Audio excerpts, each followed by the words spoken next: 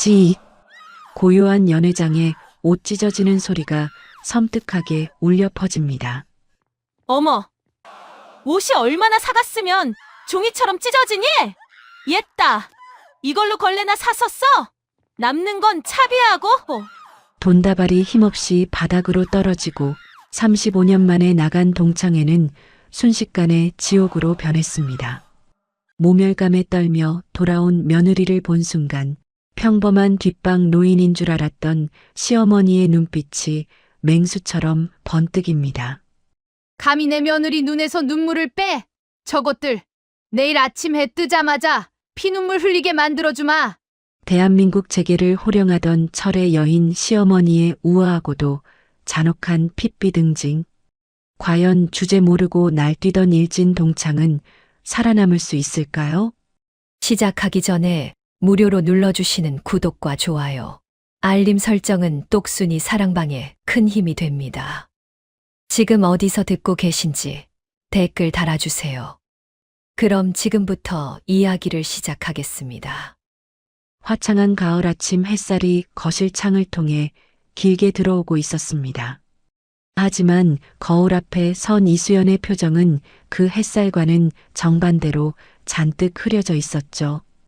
옷장 문을 활짝 열어두고도 입을 옷이 없어 한참을 서성이는 그녀의 어깨가 축 처져 보입니다.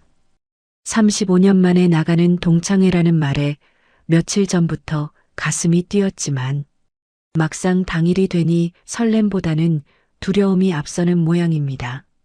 안방 문이 열리고 지팡이를 짚은 천명이가 천천히 거실로 걸어 나왔습니다. 백발을 곱게 뒤로 넘긴 그녀는 70대 후반이라는 나이가 믿기지 않을 만큼 꼿꼿한 자세를 유지하고 있었죠. 천명이가 며느리의 뒷모습을 보며 혀를 쯧쯧 찼습니다. 천명이가 지팡이로 바닥을 톡톡 두드리며 말했습니다. 거기서 뭐하고 있냐? 심리 밖에서도 한숨 소리가 들리겠다. 이수연이 화들짝 놀라며 뒤를 돌아보았습니다. 아, 어머니. 깨셨어요? 죄송해요. 옷을 좀 고르고 있었는데 마땅한 게 없어서요. 천명이가 며느리의 옷차림을 위아래로 훑어보며 미간을 찌푸렸습니다. 그 늘어난 티셔츠 쪼가리 입고 갈 건 아니지? 그러고 가면 내 남편 흉보는 게 아니라 시어미 욕먹이는 거야. 잠깐 따라오거라. 이수연이 엉거주춤하며 시어머니의 뒤를 따랐습니다. 천명이의 방 한쪽에 놓인 자개장 문이 열리자 은은한 나프탈렌 향과 함께 오래된 옷 냄새가 풍겨 나왔습니다. 천명이는 장롱 깊숙한 곳에서 하얀 무명천에 쌓인 옷 한 벌을 조심스럽게 꺼냈습니다. 천명이가 무명천을 벗기며 말했습니다. 이거 입고 가라. 내가 젊었을 때 아끼던 옷이다. 드러난 옷은 짙은 네이비색의 원피스였습니다. 얼핏 보기에는 유행이 지난 촌스러운 디자인처럼 보일 수도 있었지만 자세히 보면 원단의 결이 살아있고 바느질 땀 하나하나가 예사롭지 않은 기품이 흘렀죠. 하지만 패션에 대해 잘 모르는 이수연의 눈에는 그저 시어머니가 입던 헌 옷으로만 보였습니다. 이수연이 난처한 표정으로 머뭇거리며 대답했습니다. 어머니, 이건 너무 귀한 옷 같은데 제가 입어도 될까요? 그리고 요즘 스타일이랑 좀 안 맞는 것 같기도 하고요. 천명이가 옷을 며느리의 가슴팍에 탁 안겨주며 단호하게 말했습니다. 잔말 말고 입어. 요즘 것들이 입는 천조가리랑은 차원이 다른 거야. 기죽지 말고 당당하게 어깨 펴고 다녀와. 알겠니? 사실 그 옷은 40년 전 천명이가 이탈리아 출장길에 현지 장인에게 부탁해 맞춘 세상에 단 한 벌뿐인 명품이었습니다. 돈으로 가치를 매길 수 없는 옷이었지만 천명이는 그런 내색을 전혀 하지 않았습니다. 며느리가 부담스러워할까봐 일부러 퉁명스럽게 말한 것이죠. 이수연은 시어머니의 성화에 못 이겨 원피스를 갈아입었습니다. 거울 속에 비친 자신의 모습이 어색했지만 몸에 감기는 원단의 촉감만큼은 부드럽고 따뜻했습니다. 오후 2시 호텔 연회장은 이미 동창들로 북적이고 있었습니다. 화려한 샹들리에 아래서 알록달록한 드레스를 입은 중년 여성들이 삼삼오오 모여 웃음꽃을 피우고 있었죠. 입구에 들어선 이수연은 압도적인 분위기에 눌려 잠시 주춤했습니다. 친구들의 손목과 목에는 번쩍이는 보석들이 감겨 있었고 테이블 위에는 명품 가방들이 줄지어 놓여 있었습니다. 이수연이 구석진 테이블을 찾아 조용히 앉으려는데 연회장 문이 벌컥 열리며 요란한 목소리가 들려왔습니다. 얘들아, 나왔어. 아이고, 차가 얼마나 막히는지 우리 기사가 고생 좀 했다니까. 온몸을 명품 로고로 휘감은 최미희가 등장했습니다. 그녀의 양손에는 쇼핑백이 들려 있었고 어깨에는 큼지막한 로고가 박힌 가방이 걸려 있었죠. 동창들의 시선이 일제히 최미희에게 쏠렸습니다. 한 동창이 최미희에게 다가가며 호들갑을 떨었습니다. 어머, 미희야. 너 더 예뻐졌다? 그 가방 이번 시즌 신상 아니니? 역시 사모님은 다르네. 최미희가 콧소리를 내며 거만하게 웃었습니다. 알아보네. 우리 그이가 이번에 사업 하나 크게 터뜨렸잖아. 기념으로 하나 뽑아줬지 뭐. 별거 아니야. 최미희는 테이블 중앙에 자신의 가방을 턱하니 올려놓고는 주변 친구들의 옷차림을 눈으로 후르기 시작했습니다. 마치 심사위원이라도 된 듯한 거만한 태도였죠. 그러다 구석에 앉아있는 이수연을 발견하고는 눈을 가늘게 떴습니다. 최미희가 이수연을 향해 또각또각 걸어가며 큰 소리로 외쳤습니다. 어머, 이게 누구야? 수연이 아니니? 세상에 살아있었구나. 난 또 죽은 줄 알았지. 연락도 안 되고 말이야. 이수연은 최미희의 목소리를 듣자마자 심장이 덜컥 내려앉는 것 같았습니다. 고등학교 시절 자신을 끈질기게 괴롭혔던 그 목소리였으니까요. 이수연이 자리에서 일어나 어색하게 웃으며 고개를 숙였습니다. 이수연이 떨리는 목소리로 대답했습니다. 미희야. 오랜만이다. 잘 지냈지?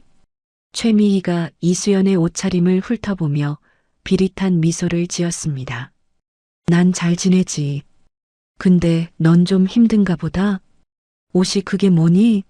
어디 구제시장에서 건져온 거야? 곰팡이 냄새 날 것 같아.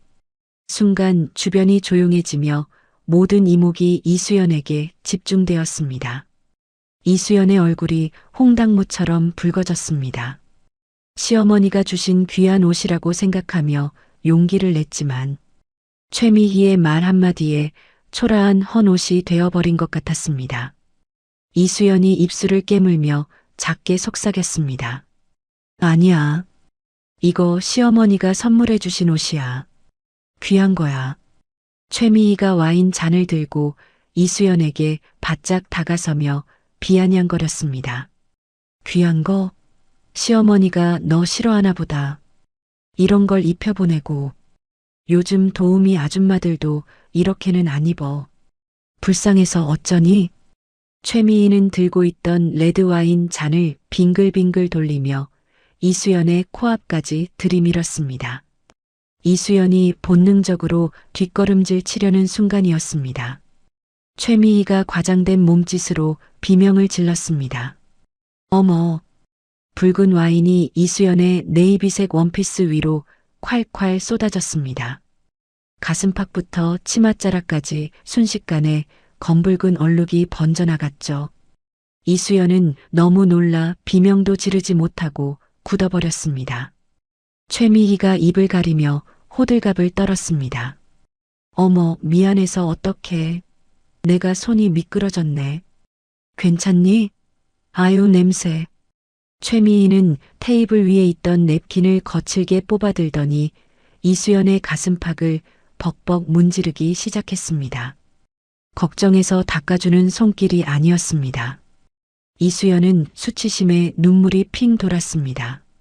이수연이 최미희의 손을 밀어내며 말했습니다. 됐어, 하지마. 내가 할게. 최미희가 눈을 부라리며 이수연의 손목을 쳐냈습니다. 가만히 있어봐. 내가 닦아준다잖아. 얼룩지면 안 된다고. 최미희는 억센 손으로 원피스의 어깨 부분을 움켜쥐었습니다.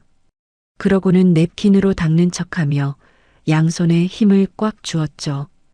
지익! 날카로운 파열음이 연회장에 울려 퍼졌습니다.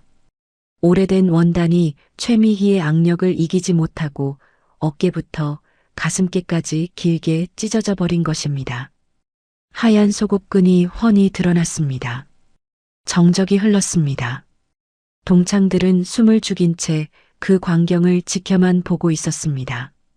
이수연은 찢어진 옷자락을 부여잡고 파르르 떨었습니다. 최미희가 찢어진 옷 조각을 손가락으로 튕기며 피식 웃었습니다. 어머나, 옷이 얼마나 사갔으면 종이처럼 찢어지니? 내 손톱만 스쳤는데 이러네. 역시 싸구려는 어쩔 수 없나 봐. 이수연이 울먹이며 소리쳤습니다. 너 일부러 그런 거지? 어떻게 이럴 수가 있어? 최미희가 지갑을 열더니 5만 원권 지폐 몇 장을 꺼내 이수연의 얼굴을 향해 획 뿌렸습니다. 지폐들이 꽃잎처럼 팔랑거리며 이수연의 머리 위로, 젖은 옷 위로, 그리고 바닥으로 떨어졌습니다. 최미희가 팔짱을 끼며 싸늘하게 말했습니다. 일부러라니? 호의를 베풀려다 그런 건데 사람 참 꼬였네. 옛날이나 지금이나 피해의식 쩌는 건 똑같구나. 자, 옷값이다. 이 정도면 동묘 시장에서 10벌은 사겠네. 남는 건 차비해라. 주변에서 킥킥거리는 웃음소리가 들려왔습니다.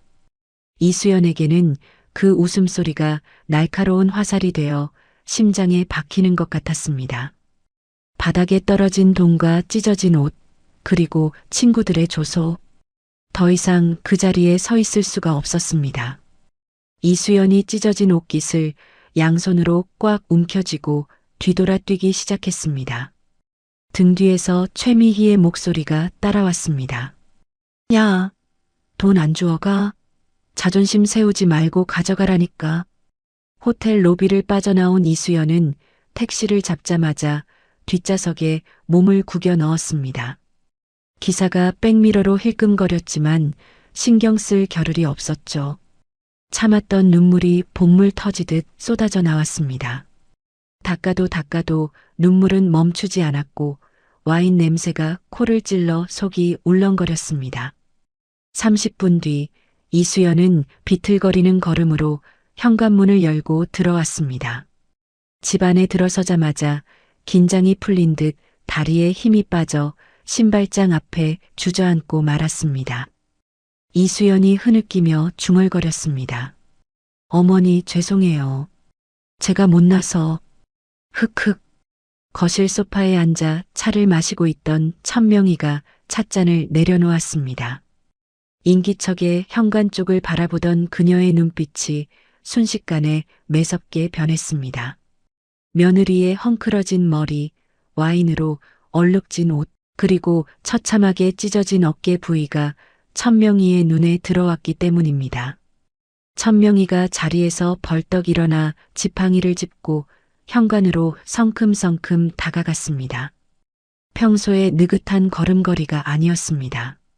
천명희는 바닥에 주저앉아 울고 있는 며느리 앞에 섰습니다. 천명희가 낮지만 서슬퍼런 목소리로 물었습니다. 이게 무슨 꼴이냐? 누가 이랬어? 이수연이 고개를 들지 못한 채 울음 섞인 목소리로 대답했습니다.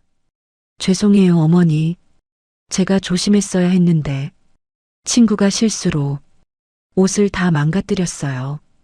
귀한 옷인데. 흑흑.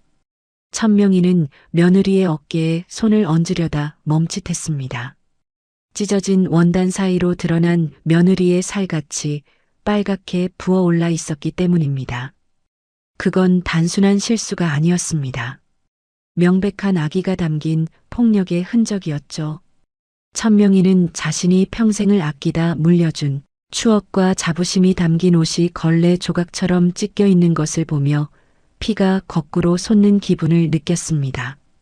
하지만 천명희는 소리를 지르는 대신 차갑게 가라앉은 눈으로 며느리를 내려다보았습니다.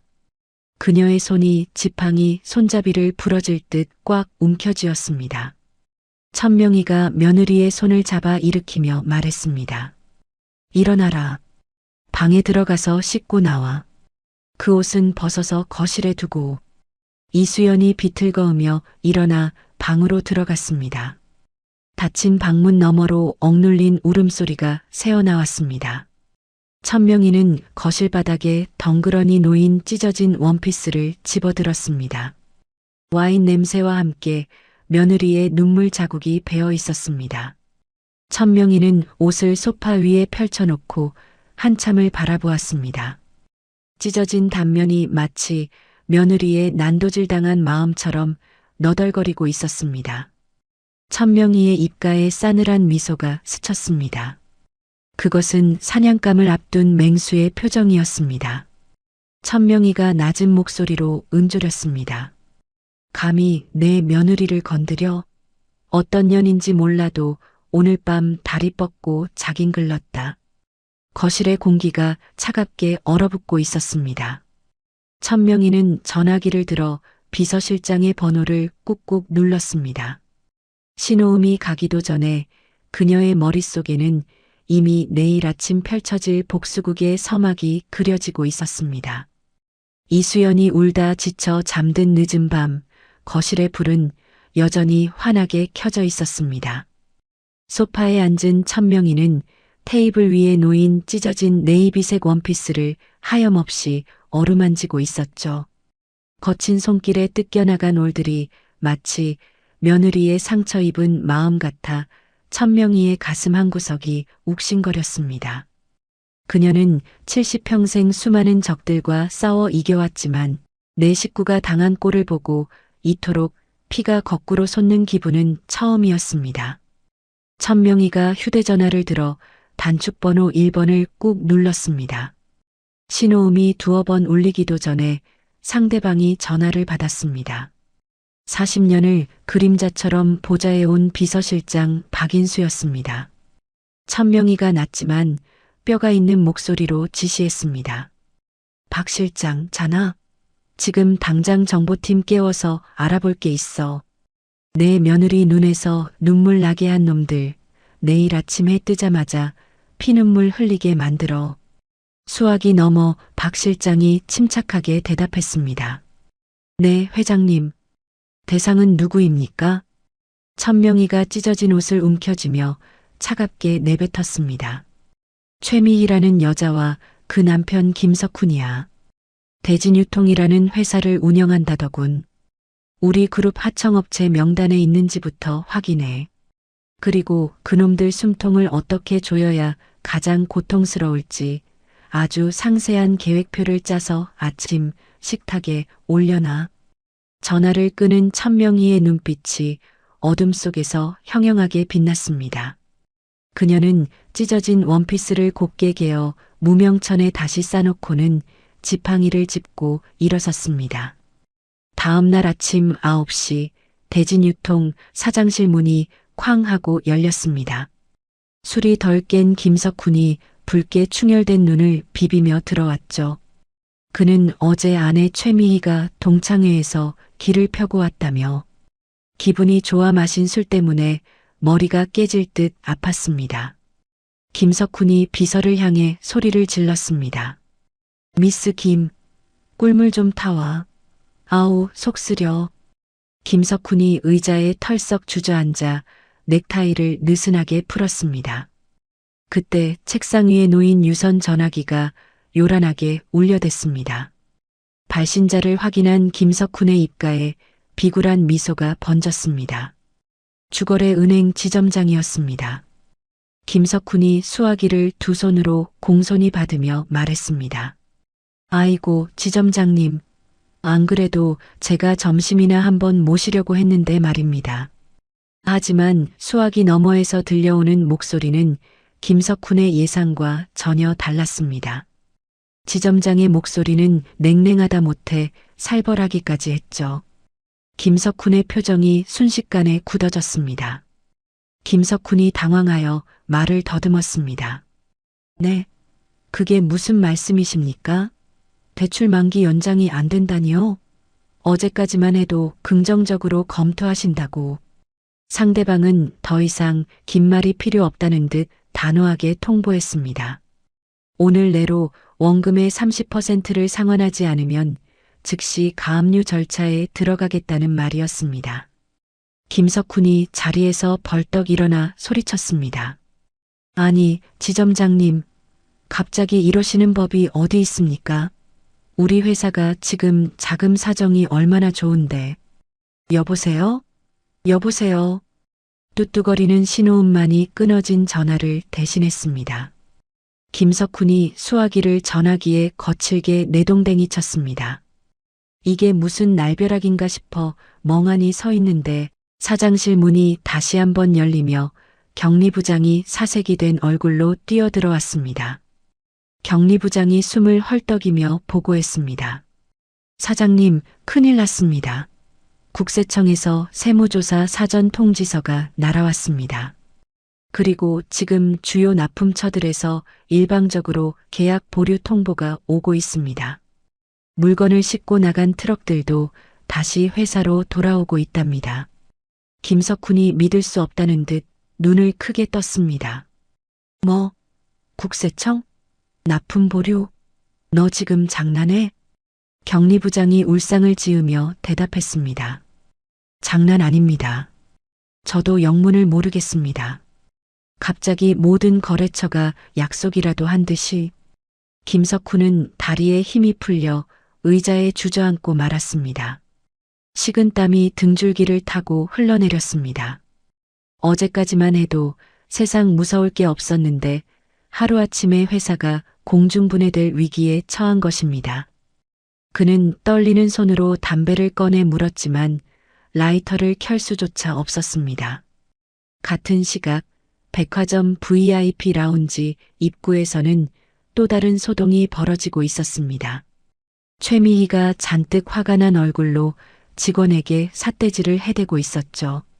그녀는 어제 동창회에서 수연을 짓밟아준 쾌감에 젖어 오늘은 친구들에게 커피나 한 잔 사며 무용담을 늘어놓을 작정이었습니다. 최미희가 직원의 가슴팍을 핸드백으로 툭툭 치며 따졌습니다. 이게 미쳤나? 내가 누군지 몰라? 나 여기 다이아몬드 회원이야. 어제도 내가 여기서 가방을 샀는데 못 들어가다니 그게 무슨 소리야? 단정한 유니폼을 입은 직원이 고개를 숙였지만 그녀의 태도는 단호했습니다. 죄송합니다, 고객님. 오늘 본사에서 내려온 지침에 따라 고객님의 등급이 조정되었습니다. 현재 등급으로는 라운지 이용이 불가능하십니다. 최미희가 기가 막힌다는 듯 코웃음을 쳤습니다. 등급 조정? 내가 쓴 돈이 얼마인데. 등급이 떨어져? 너 내가 컴플레인 걸면 여기서 바로 잘리는 거 몰라? 당장 매니저 나오라고 해. 주변을 지나던 쇼핑객들이 웅성거리며 쳐다보았지만 최미희는 아랑곳하지 않았습니다. 그때 안쪽에서 매니저가 급히 걸어 나왔습니다. 최미희는 구세주라도 만난 듯 반가운 표정을 지었습니다. 최미희가 매니저에게 다가가며 말했습니다. 어머, 매니저님. 교육 좀 똑바로 시키세요. 얘가 나를 못 들어가게 하잖아. 하지만 매니저의 반응은 차가웠습니다. 매니저가 난처한 표정으로 최미희를 가로막으며 말했습니다. 고객님, 죄송하지만 직원의 안내가 맞습니다. 본사 법무팀에서 고객님의 회원 자격을 재심사 중이라 당분간 라운지 입장은 물론이고 백화점 내편의 시설 이용도 제한됩니다. 돌아가 주시죠. 최미희의 얼굴이 불그락푸르락해졌습니다. 친구들과 만나기로 약속까지 했는데 문전박대를 당하다니 이보다 더한 망신은 없었습니다. 최미희가 바닥에 침을 퇴뱉으며 소리쳤습니다. 더러워서 안 간다, 안 가. 내가 돈이 없지 가오가 없니? 다시는 여기 오나 봐라. 최미희는 도망치듯 백화점을 빠져나왔습니다. 차에 올라탄 그녀는 분이 풀리지 않아 핸들을 주먹으로 쾅쾅 내리쳤습니다. 오늘따라 왜 이렇게 재수가 없는지 알 수가 없었습니다. 화풀이 대상이 필요했던 그녀는 휴대전화를 꺼내 동창들이 모인 단체 대화방을 열었습니다. 최미희가 거칠게 자판을 두드리며 혼잣말을 했습니다. 이게 다 그 재수 없는 년 때문이야. 아침부터 기분 잡치게 하더니. 최미희는 어제 몰래 찍어둔 이수연의 사진을 대화방에 올렸습니다. 와인을 뒤집어 쓰고 찢어진 옷을 입은 채 멍하니 서 있는 수연의 모습이었죠. 그리고 악의적인 메시지를 덧붙였습니다. 얘들아, 어제 분위기 망쳐서 미안해. 거지가 동냥하러 온 줄 알았지 뭐니. 냄새나서 혼났네. 다들 눈 소독하게 예쁜 내 사진도 올린다. 곧이어 최미희가 백화점 화장실 거울 앞에서 찍은 셀카가 올라갔습니다. 동창들의 반응은 즉각적이었습니다. 최미희의 비위를 맞추려는 친구들이 킥킥거리는 이모티콘과 함께 동조하는 댓글을 달기 시작했습니다. 직 거실 소파에 웅크리고 앉아있던 이수연의 휴대전화가 계속해서 울렸습니다. 알림 소리가 날 때마다 이수연의 어깨가 움찔거렸습니다. 보지 말아야지 하면서도 떨리는 손은 자꾸만 화면으로 향했습니다. 화면 속에 뜬 자신의 비참한 모습과 친구들의 조롱. 섞인 댓글들을 본 이수연의 눈에서 다시 눈물이 주르륵 흘러내렸습니다. 가슴이 답답해 숨을 쉬기가 힘들었습니다. 그때 등 뒤에서 천명희의 목소리가 들렸습니다. 그거 보지 마라. 이수연이 황급히 눈물을 훔치며 휴대전화를 감췄습니다. 천명희가 다가와 며느리의 손에서 휴대전화를 뺏어들었습니다. 화면에 떠있는 대화 내용을 읽어내려가는 천명희의 눈썹이 꿈틀거렸습니다. 천명희가 휴대전화 화면을 끄며 단호하게 말했습니다. 쓰레기통을 뒤지면 쓰레기만 나오는 법이다. 네가 잘못한 거 하나도 없으니 고개 숙이지 마. 네가 당한 건 단순한 실수가 아니라 범죄야. 이수연이 울먹이며 대답했습니다. 그래도 친구들인데 제가 너무 못나서 무시당하는 것 같아요. 어머니한테도 부끄럽고요. 천명희가 며느리의 손을 따뜻하게 감싸주며 말했습니다. 못난 건 그들이지 네가 아니다. 남의 눈에 눈물 나게 하면 제 눈에는 피눈물이 난다는 걸 모르는 무식한 것들이야. 내가 그 진리를 가르쳐 줄 테니 넌 맘 편히 먹고 있어.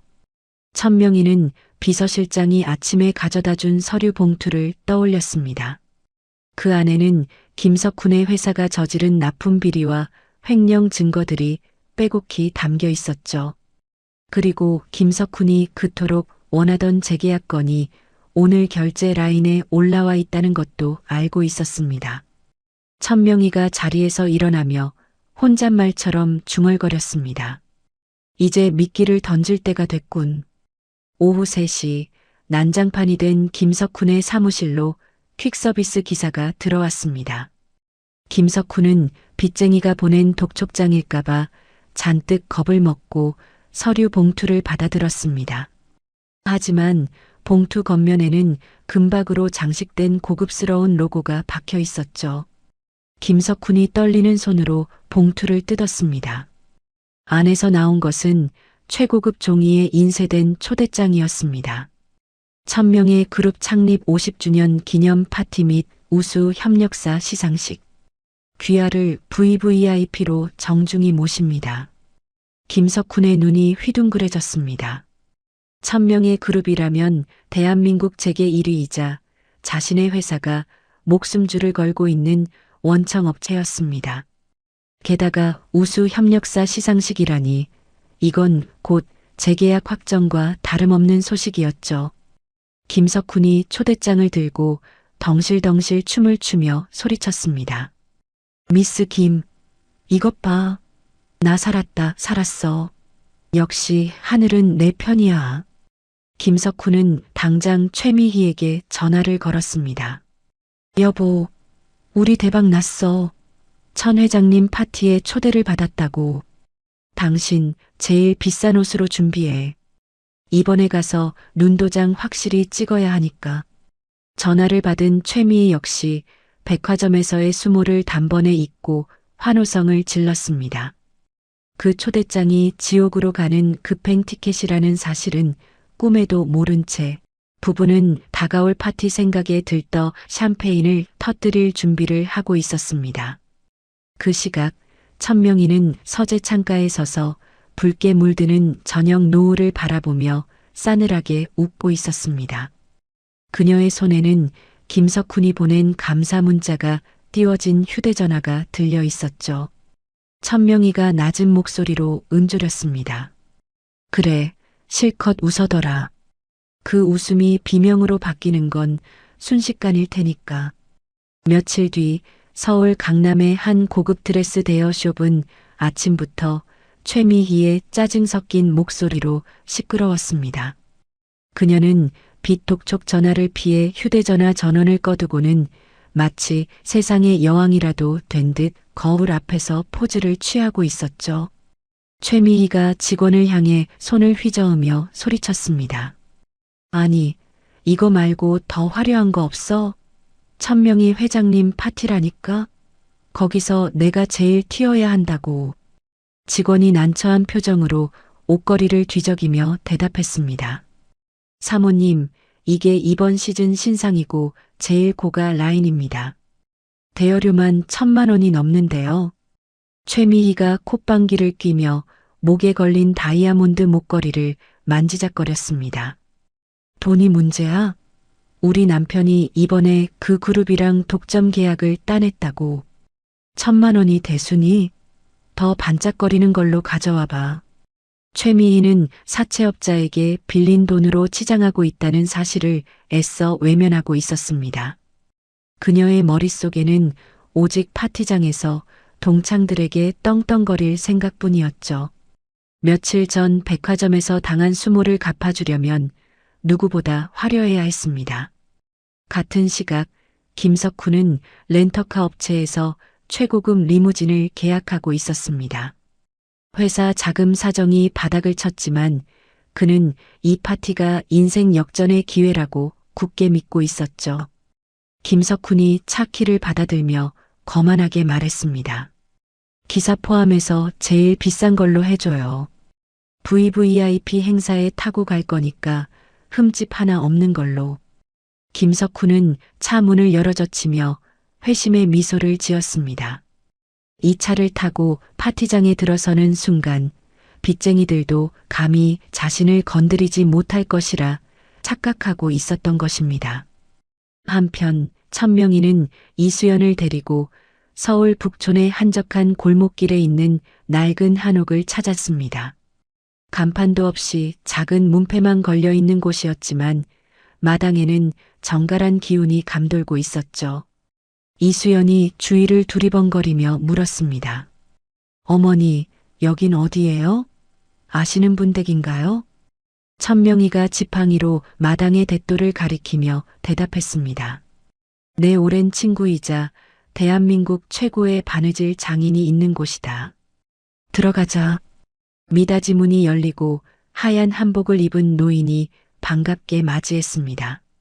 방 안에는 은은한 다리미 향과 함께 형형색색의 실타래들이 벽면을 가득 채우고 있었죠. 장인이 웃으며 천명희의 손을 잡았습니다. 오랜만일세. 부탁한 건 준비해뒀네. 장인은 자개장 위에서 비단 보자기에 쌓인 옷을 조심스럽게 꺼내 펼쳤습니다. 이수연은 눈을 크게 떴습니다. 그것은 며칠 전 최미희가 찢어버렸던 그 네이비색 원피스였습니다. 하지만 옷은 이전과는 완전히 다른 모습으로 변해 있었습니다. 이수연이 입을 다물지 못한 채 탄성을 질렀습니다. 아, 이게 정말 제 옷인가요? 찢겨나갔던 어깨와 가슴 부분에는 흉터 대신 황금색 실로 수놓아진 화려한 꽃넝쿨이 자리 잡고 있었습니다. 찢어진 틈을 메운 금실은 조명을 받아 영롱하게 빛났고 짙은 네이비색 원단과 어우러져 고혹적인 분위기를 자아냈습니다. 상처를 숨기는 것이 아니라 오히려 드러내어 예술로 승화시킨 것이었죠. 천명이가 며느리의 어깨를 감싸며 부드럽게 말했습니다. 이걸 금사복원이라고 한다. 찢어진 곳을 금으로 메워서 더 단단하고 아름답게 만드는 기술이지. 이수연이 떨리는 손으로 옷의 자수를 어루만지며 대답했습니다. 너무 아름다워요. 찢어졌던 옷이라고는 믿기지가 않아요. 천명이가 이수연의 눈을 똑바로 바라보며 힘주어 말했습니다. 사람도 마찬가지다. 상처받았다고 숨지 마라. 그 상처를 딛고 일어서면 누구보다 빛나는 사람이 될 수 있어. 오늘 밤 이 옷이 너에게 갑옷이 되어줄 게다. 이수연은 시어머니의 깊은 뜻을 깨닫고 눈시울이 붉어졌습니다. 더 이상 최미희가 두렵지 않았습니다. 이 옷을 입고 당당하게 세상 앞에 서고 싶다는 용기가 샘솟았습니다. 파티 당일 저녁 도심의 특급 호텔 앞은 고급 승용차들의 행렬로 장사진을 이루고 있었습니다. 입구에는 레드카펫이 깔려 있었고 수많은 기자와 정재계 인사들이 북적였습니다. 그때 검은색 대형 리무진 한 대가 미끄러지듯 멈춰 섰습니다. 문이 열리고 턱시도를 입은 김석훈과 금빛 비즈가 박힌 드레스를 입은 최미희가 내렸습니다. 최미희가 선글라스를 머리에 얹으며 호들갑을 떨었습니다. 여보, 여기 분위기 좀 봐. 진짜 대단하다. 우리 진짜 성공했나 봐. 김석훈이 헛기침을 하며 옷매무새를 다듬었습니다. 촌스럽게 두리번거리지 마. 우린 여기 초대받은 귀빈이라고. 어깨 펴. 두 사람은 거만한 표정으로 레드카펫을 밟으며 입장했습니다. 주변 사람들의 시선이 자신들의 화려한 겉모습에 쏠린다고 착각하며 카메라 셔터 소리에 맞춰 손을 흔들기도 했습니다. 사실 기자들은 그들 뒤에 오는 유명 연예인을 찍고 있었는데 말이죠. 파티장 안은 웅장한 오케스트라 연주와 함께 샴페인 잔 부딪히는 소리로 가득했습니다. 김석훈은 아는 체 아는 사람들에게 명함을 돌리느라 바빴고 최미희는 한 손에 샴페인 잔을 들고 귀부인들 틈에 끼어들 기회를 엿보고 있었습니다. 최미희가 옆에 있던 김석훈의 옆구리를 찌르며 속삭였습니다. 여보, 저기 봐. 저 사람 뉴스에 나오는 국회의원 아니야? 가서 인사라도 좀 해봐. 김석훈이 땀을 닦으며 대답했습니다. 아유, 기다려봐. 천 회장님 나오시면 그때 자연스럽게 인사드려야지. 지금은 폼 좀 잡고 있어. 그때 파티장 입구 쪽이 술렁거리기 시작했습니다. 사람들의 시선이 일제히 한 곳으로 쏠렸습니다. 와, 저 사람 누구야? 배우인가? 옷 좀 봐. 저런 디자인은 처음 보는데? 사람들의 웅성거림 속에 이수연이 천천히 걸어 들어오고 있었습니다. 금사자수가 놓인 네이비색 원피스는 화려한 조명 아래서 신비로운 빛을 발했고 단아하게 올린 머리와 꼿꼿한 자세는 마치 왕실의 여인 같은 기품을 뿜어내고 있었습니다. 그녀의 곁에는 수행원들이 거리를 두고 따르고 있어 접근하기 힘든 아우라를 풍겼습니다. 최미희도 샴페인을 마시다 말고 멍하니 그녀를 바라보았습니다. 너무나 달라진 모습에 감히 이수연이라고는 상상도 하지 못한 채 그저 부러움 섞인 눈빛으로 쳐다볼 뿐이었죠. 최미희가 입을 삐죽거리며 혼잣말을 했습니다. 쳇, 누구길래 저렇게 유세야? 옷은 좀 특이하네. 어디 명품인가? 최미희는 자신의 대여 드레스가 초라하게 느껴질 만큼 압도적인 수연의 자태에 묘한 질투심을 느꼈습니다. 수연은 긴장된 표정이었지만 시어머니가 해주신 말을 되새기며 한 걸음 한 걸음 당당하게 내디뎠습니다. 김석훈이 최미희의 팔을 잡아 끌며 말했습니다. 여보, 저 여자분 보통 분이 아닌 것 같아. 저쪽 줄에 서 있으면 천 회장님 눈에 띌지도 몰라. 가까이 가보자. 부부는 슬금슬금 수연이 있는 쪽으로 이동했습니다. 하지만 경호원들이 제지하는 바람에 가까이 갈 수는 없었습니다. 잠시 후 장내 조명이 어두워지고 웅장한 음악과 함께 사회자의 목소리가 울려 퍼졌습니다. 신사숙녀 여러분, 오래 기다리셨습니다. 오늘 이 자리를 빛내주신 귀빈 여러분께 감사드립니다. 이제 천명희 그룹에 살아있는 신화이자 오늘의 호스트이신 천명희 명예회장님을 모시겠습니다. 핀 조명이 무대 중앙을 비추자 지팡이를 짚은 천명희가 모습을 드러냈습니다. 평소의 수수한 차림이 아니었습니다. 짙은 보라색 정장에 진주 목걸이를 한 그녀의 모습은 범접할 수 없는 카리스마 그 자체였습니다. 김석훈이 입을 떡 벌리며 중얼거렸습니다. 천 회장님? 저분이 정말 천 회장님이라고? 김석훈과 최미희는 눈을 의심했습니다. 분명 동네 시장에서나 마주칠 법한 평범한 노인인 줄 알았던 수연의 시어머니가 단상 위에 서 있었기 때문입니다. 최미희가 샴페인 잔을 떨어뜨릴 뻔하며 비명을 질렀습니다. 말도 안 돼. 저 할망구. 아니, 저분이 수연이 시어머니잖아. 이게 어떻게 된 거야? 두 사람의 얼굴이 순식간에 하얗게 질렸습니다. 등골이 오싹해지는 공포가 엄습했습니다. 자신들이 무시하고 조롱했던 그 노인이 대한민국 재계를 호령하는 천명희 회장이라니. 단상에 선 천명희가 좌중을 둘러보며 온화하지만 뼈 있는 미소를 지었습니다. 그녀의 시선이 정확히 김석훈과 최미희가 서 있는 곳에 멈췄습니다. 천명희가 마이크를 잡고 또렷한 목소리로 말했습니다. 반갑습니다. 오늘 이 자리에는 아주 특별한 손님들이 와 계십니다. 제 며느리에게 잊지 못할 교훈을 주신 분들이죠. 김석훈의 다리가 후들거기 시작했습니다. 이것이 축복의 자리가 아니라 단죄의 자리임을 본능적으로 감지한 것입니다. 하지만 도망치기에는 이미 너무 늦어버렸습니다. 화려한 조명은 덫이 되어 그들을 옥죄어 오고 있었으니까요. 호텔 그랜드 볼룸의 화려한 샹들리에 조명 아래 수백 명의 시선이 단상 위에 선 천명희에게 꽂혀 있었습니다. 하지만 그 수많은 시선 중에서도 가장 격렬하게 흔들리는 것은 단연 김석훈과 최미희의 눈동자였죠. 두 사람은 마치 투명한 감옥에 갇힌 죄수들처럼 꼼짝도 하지 못한 채 단상을 올려다보며 거친 숨만 몰아쉬고 있었습니다. 김석훈이 덜덜 떨리는 손으로 넥타이를 잡아당기며 중얼거렸습니다. 이게 무슨 꿈이지? 그렇지? 말도 안 돼. 저 노인네가 천 회장님이라니. 옆에 서 있던 최미희는 아예 입을 다물지 못한 채 멍하니 서 있었습니다.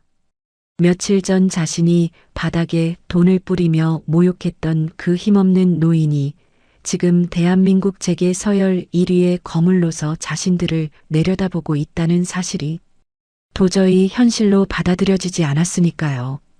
그녀의 머릿속에서는 망했다라는 단어만이 경보음처럼 윙윙거리고 있었습니다. 단상에 선 천명희가 마이크를 잡고 좌중을 향해 여유로운 미소를 지어 보였습니다.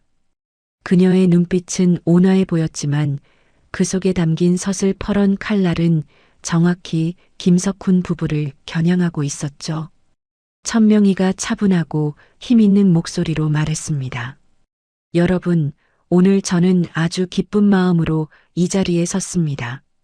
우리 그룹이 지난 50년간 걸어온 길을 자축하는 자리이기도 하지만 무엇보다 제 남은 생을 걸고 키워낸 그리고 앞으로 우리 재단을 이끌어갈 제 유일한 후계자를 여러분께 소개하는 날이기 때문입니다. 장내가 술렁이기 시작했습니다. 그동안 천명희 회장의 후계 구도에 대해서는 수많은 추측이 난무했지만 단 한 번도 공식적으로 언급된 적이 없었기 때문입니다. 기자들이 플래시를 터뜨릴 준비를 하며 카메라 렌즈를 단상으로 고정했습니다. 천명희가 무대 오른쪽을 향해 손을 뻗으며 외쳤습니다. 나오시지요. 제 자랑스러운 며느리이자 천명재단의 차기 이사장인 이수연님입니다. 웅장한 오케스트라의 선율이 울려 퍼지고 스포트라이트가 무대 입구를 비췄습니다. 그리고 그 빛 속에서 이수연이 천천히 걸어 나왔습니다. 사람들의 입에서 탄성이 터져 나왔습니다. 와, 정말 아름답다. 저 드레스 좀 봐. 마치 예술작품 같잖아. 이수연이 입고 있는 네이비색 원피스는 조명을 받을 때마다 황금빛 자수가 물결치듯 반짝였습니다. 며칠 전 최미희가 찢어놓았던 흉터는 온데간데였고 그 자리에 피어난 금빛 꽃넝쿨이 이수연의 얼굴을 더욱 고귀하게 밝혀주고 있었죠. 수연은 긴장으로 심장이 터질 것 같았지만 시어머니가 가르쳐준 대로 허리를 꼿꼿이 세우고 당당하게 걸음을 옮겼습니다. 그 모습을 본 최미희의 다리가 풀려 휘청거렸습니다. 옆에 있던 김석훈이 급히 아내의 팔을 잡지 않았다면 그대로 바닥에 주저앉았을지도 모를 정도였죠. 최미희가 파랗게 질린 입술로 더듬거렸습니다. 내가 찢은 건데. 분명히 걸레 조각이 됐었는데. 김석훈이 아내의 팔을 으스러져라 쥐며 씩씩거렸습니다. 닥쳐. 지금 옷이 문제야? 네가 건드린 사람이 천 회장 며느리라고. 우린 다 죽었어. 이 멍청한 여편네야. 이수연이 천명희의 옆에 서자 두 여인의 모습은 마치 한 폭의 그림처럼 조화를 이루었습니다. 노련한 제왕과 새로운 여왕의 만남 같았죠. 천명희는 며느리의 손을 꼭 잡고 따뜻한 눈빛을 보냈습니다. 천명희가 마이크를 다시 잡고 청중을 향해 말했습니다. 제 며느리가 입고 있는 이 옷 참 아름답지 않습니까? 사실 이 옷에는 특별한 사연이 있습니다.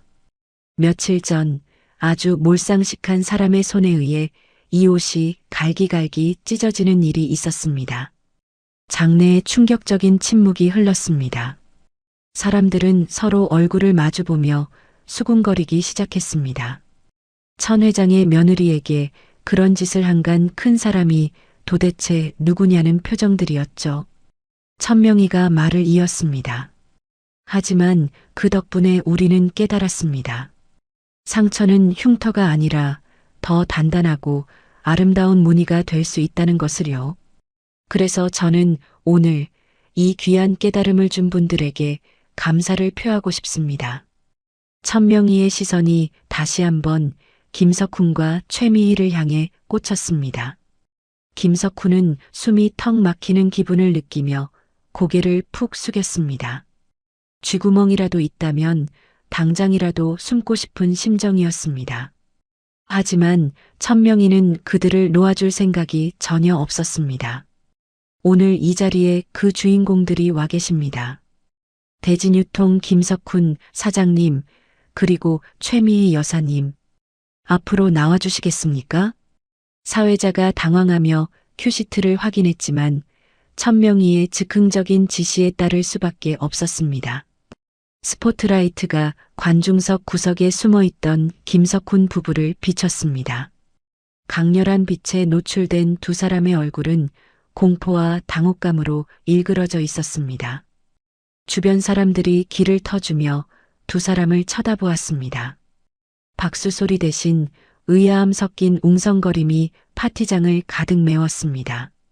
김석훈이 억지 미소를 지으며 비틀비틀 단상 쪽으로 걸어나갔습니다. 최미희는 마치 도살장에 끌려가는 소처럼 남편의 등에 떠밀려 발을 질질 끌며 따라갔죠. 단상 아래 도착한 두 사람은 감히 위를 쳐다보지도 못한 채 부들부들 떨고 있었습니다. 천명희가 우아하게 손짓하며 말했습니다. 올라오세요. 우리 그룹의 우수 협력사 후보이시지 않습니까? 김석훈이 네 발로 기어가듯 계단을 올라 단상에 섰습니다. 최미희도 하이힐 굽이 꺾이는 줄도 모르고 허겁지겁 뒤를 따랐습니다. 수백 명의 시선과 카메라 플래시가 두 사람에게 집중되었습니다. 하지만 그것은 영광의 빛이 아니라 공개 처형의 서치라이트였습니다.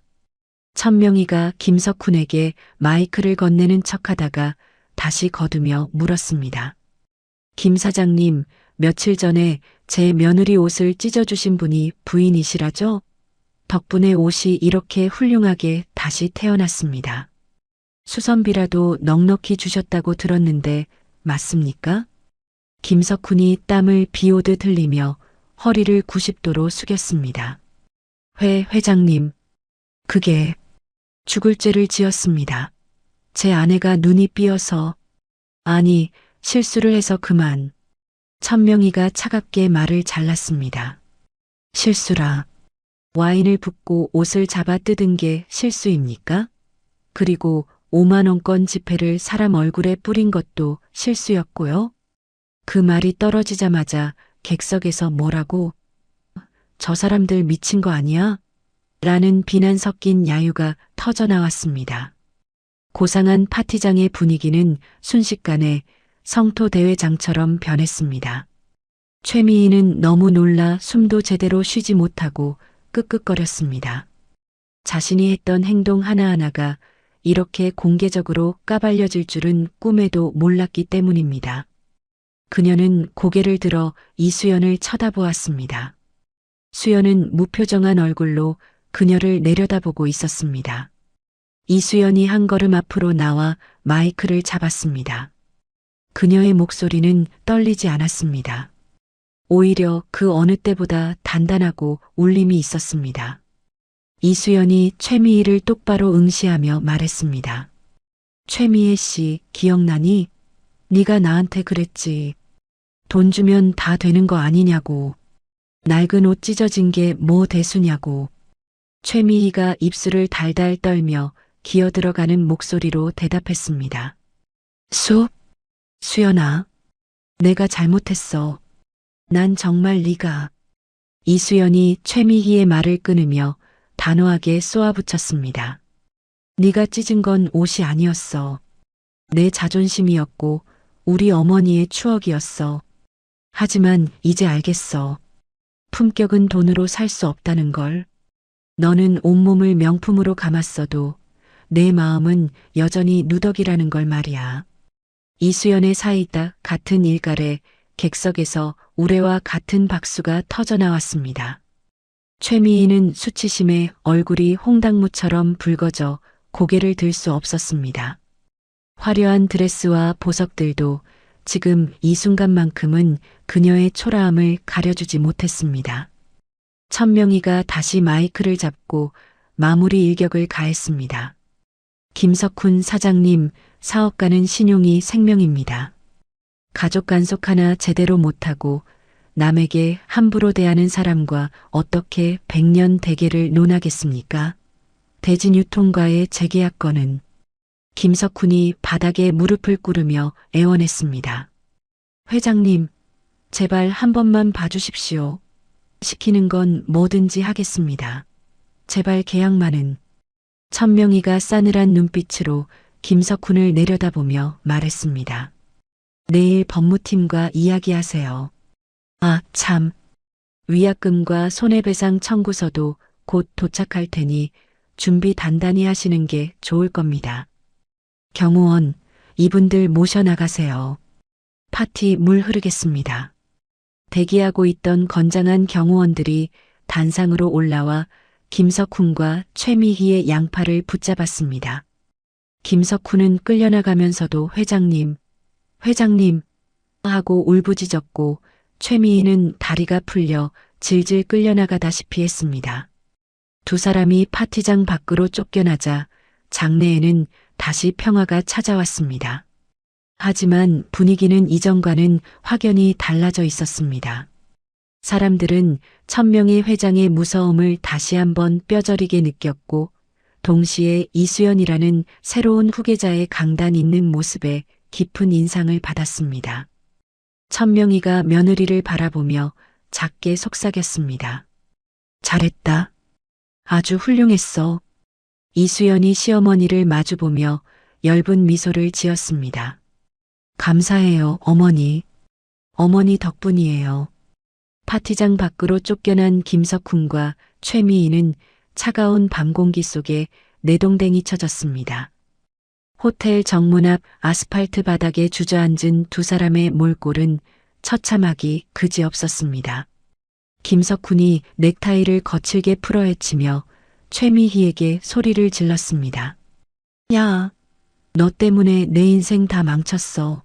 너 도대체 학교 다닐 때 무슨 짓을 하고 다닌 거야? 최미희가 헝클어진 머리를 감싸쥐며 울먹였습니다. 내가 알았냐고. 걔가 그렇게 될 줄 내가 어떻게 알아. 당신도 나한테 잘했다고 했잖아. 기 펴고 살라며.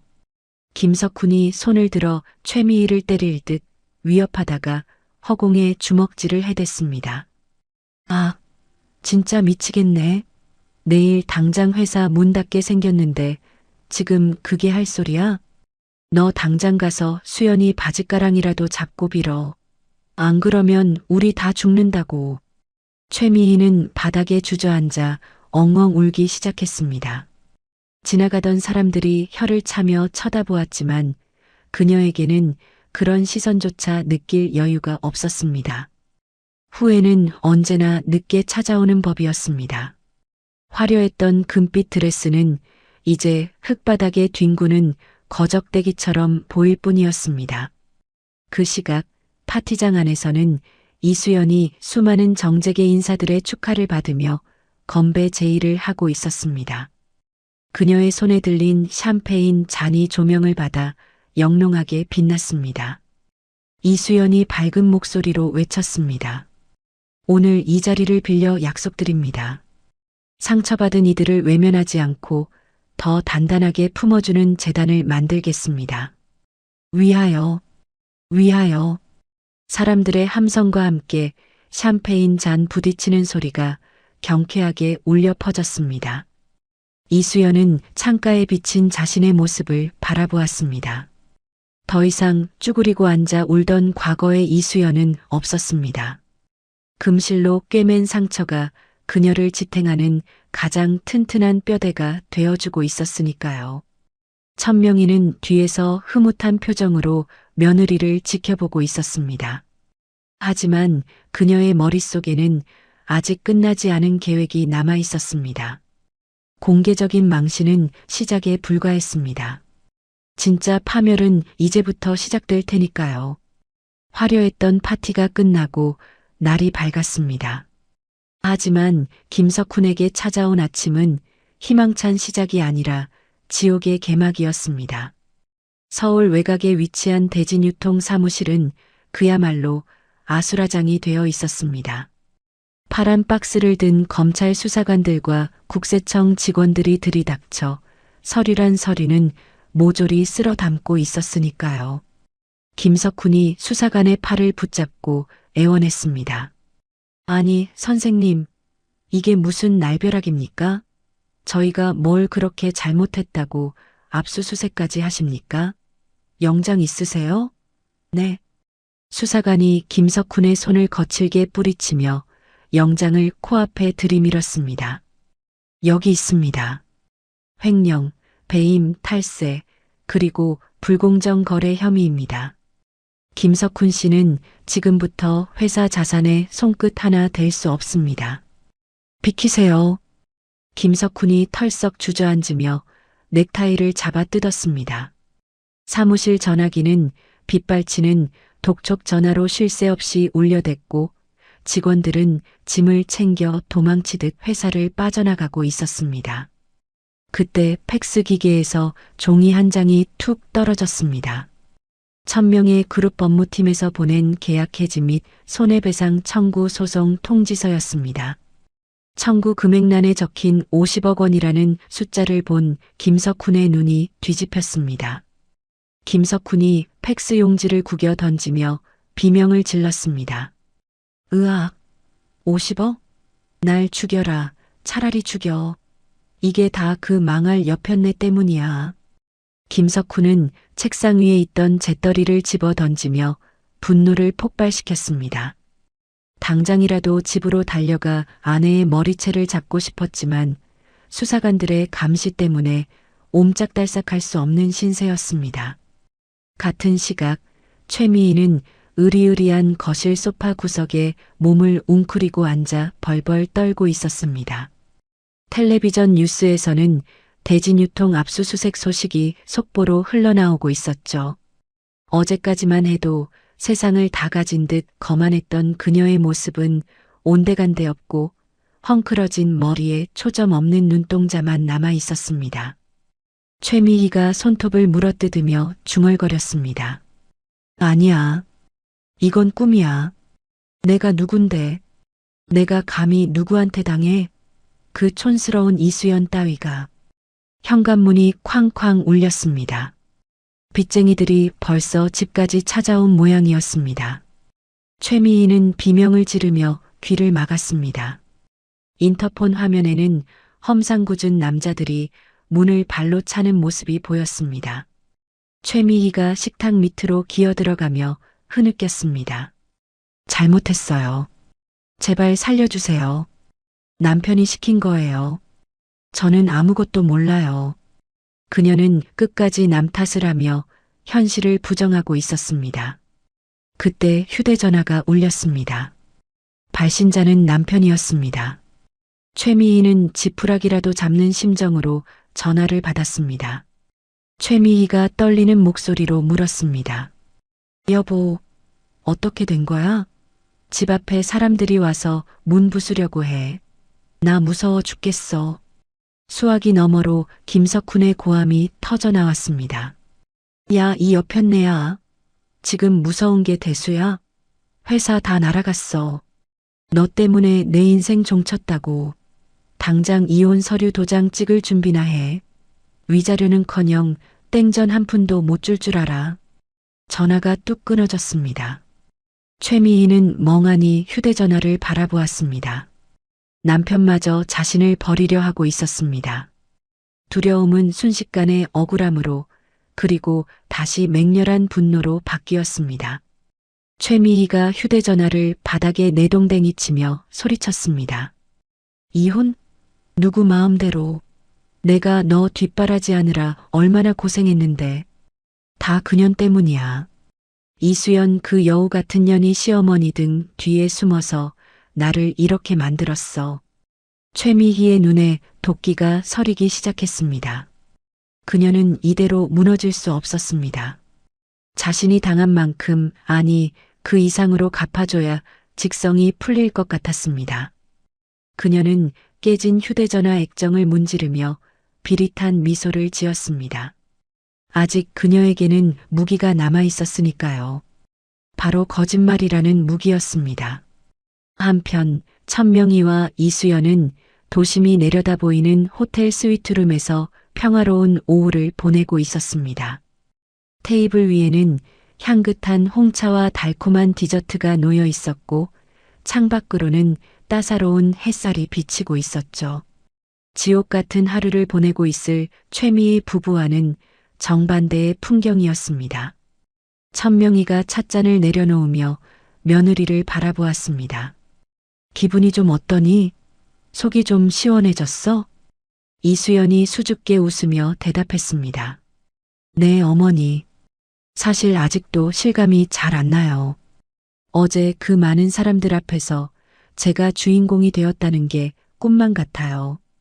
천명희가 며느리의 손등을 토닥이며 말했습니다. 꿈이 아니다. 넌 충분히 그럴 자격이 있어.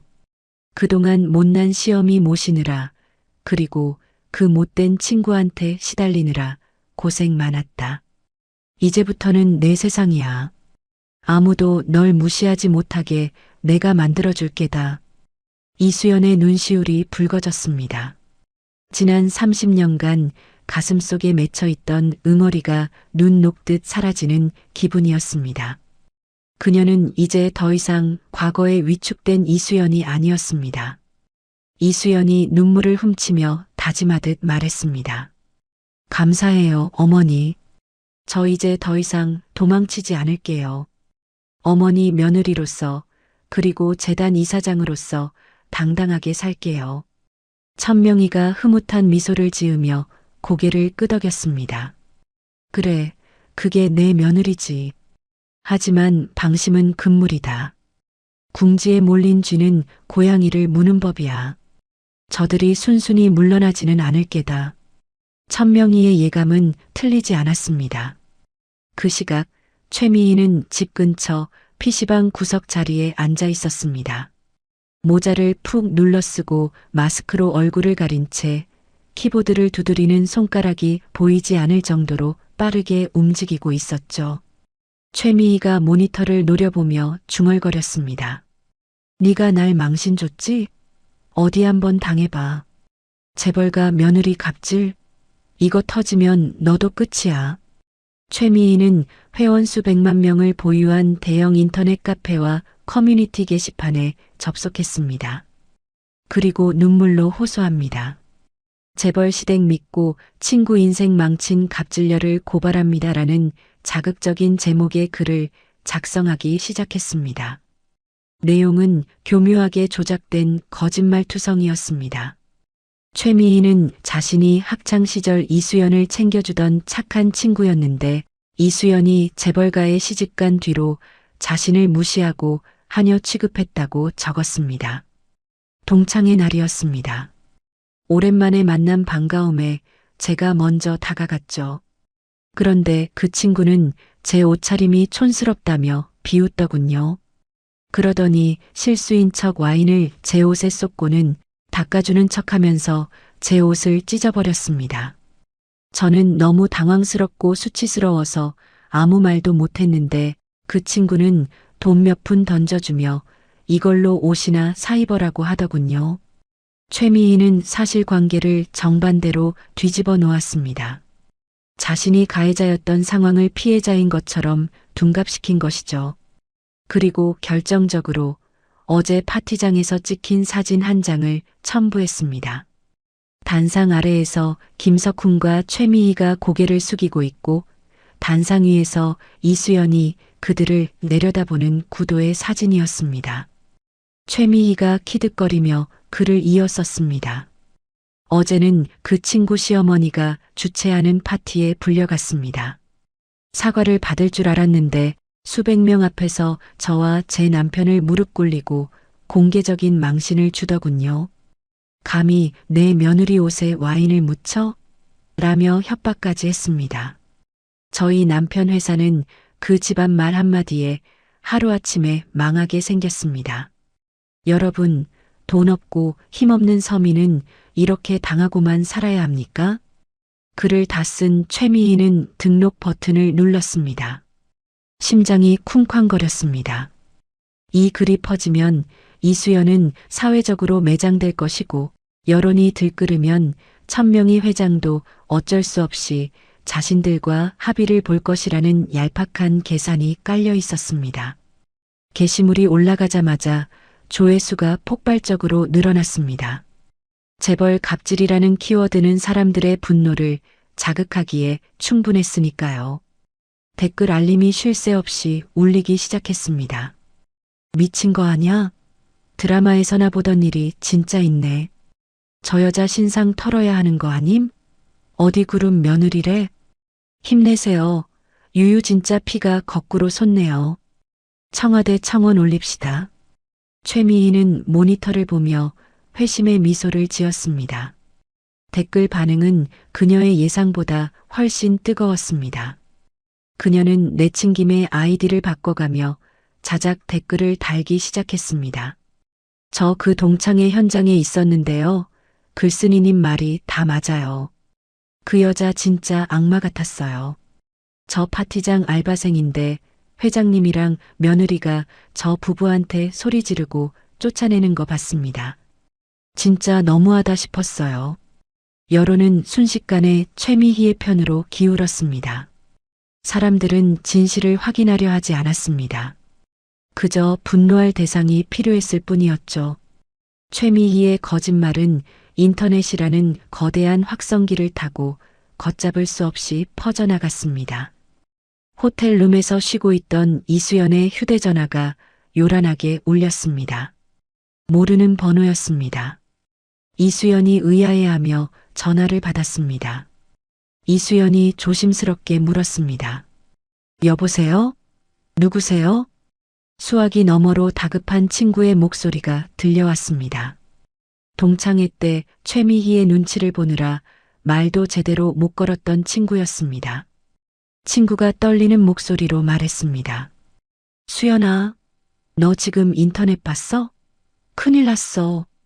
최미의 그년이 맘카페에 글을 올렸는데 난리가 났어. 너 완전 마녀사냥 당하고 있다고. 이수연의 얼굴이 하얗게 질렸습니다. 무슨 소리야? 미희가 글을 올렸다니? 친구가 보내준 링크를 클릭한 이수연의 손이 부들부들 떨렸습니다. 화면 가득 채운 악성 댓글들과 자신의 얼굴이 모자이크 처리된 사진이 눈에 들어왔습니다. 갑질 며느리, 인성 쓰레기, 죽어라 같은 끔찍한 단어들이 비수처럼 꽂혔습니다. 이수연이 휴대전화를 떨어뜨리며 입을 틀어막았습니다. 어떻게 이럴 수가. 천명희가 며느리의 이상 행동을 감지하고 다가왔습니다. 왜 그러냐?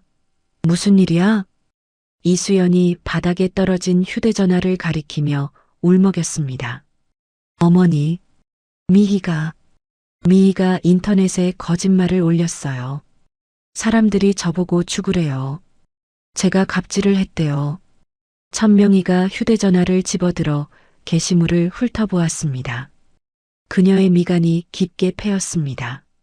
예상은 했지만 이토록 악랄하고 치졸한 방법을 쓸 줄은 몰랐던 것입니다. 하지만 천명희는 당황하지 않았습니다. 오히려 그녀의 눈빛은 더욱 차갑게 가라앉았습니다. 천명희가 비서실장에게 전화를 걸며 낮게 으르렁거렸습니다. 박 실장, 상황 파악했나? 지금 인터넷에 떠도는 글 당장 막지 말고 놔둬. 더 퍼지게 둬. 이수연이 놀란 눈으로 시어머니를 쳐다보았습니다. 어머니, 그게 무슨 말씀이세요? 사람들이 저를 욕하는데. 천명희가 며느리의 어깨를 단단히 잡으며 말했습니다. 불이 났을 때 섣불리 끓여다가는 화상만 입는다. 불이 다 타올라서 재가 될 때까지 기다려야 해. 놈들이 거짓말로 탑을 높이 쌓을수록 무너질 때 더 처참하게 부서지는 법이다. 천명희는 창밖의 야경을 내려다보았습니다.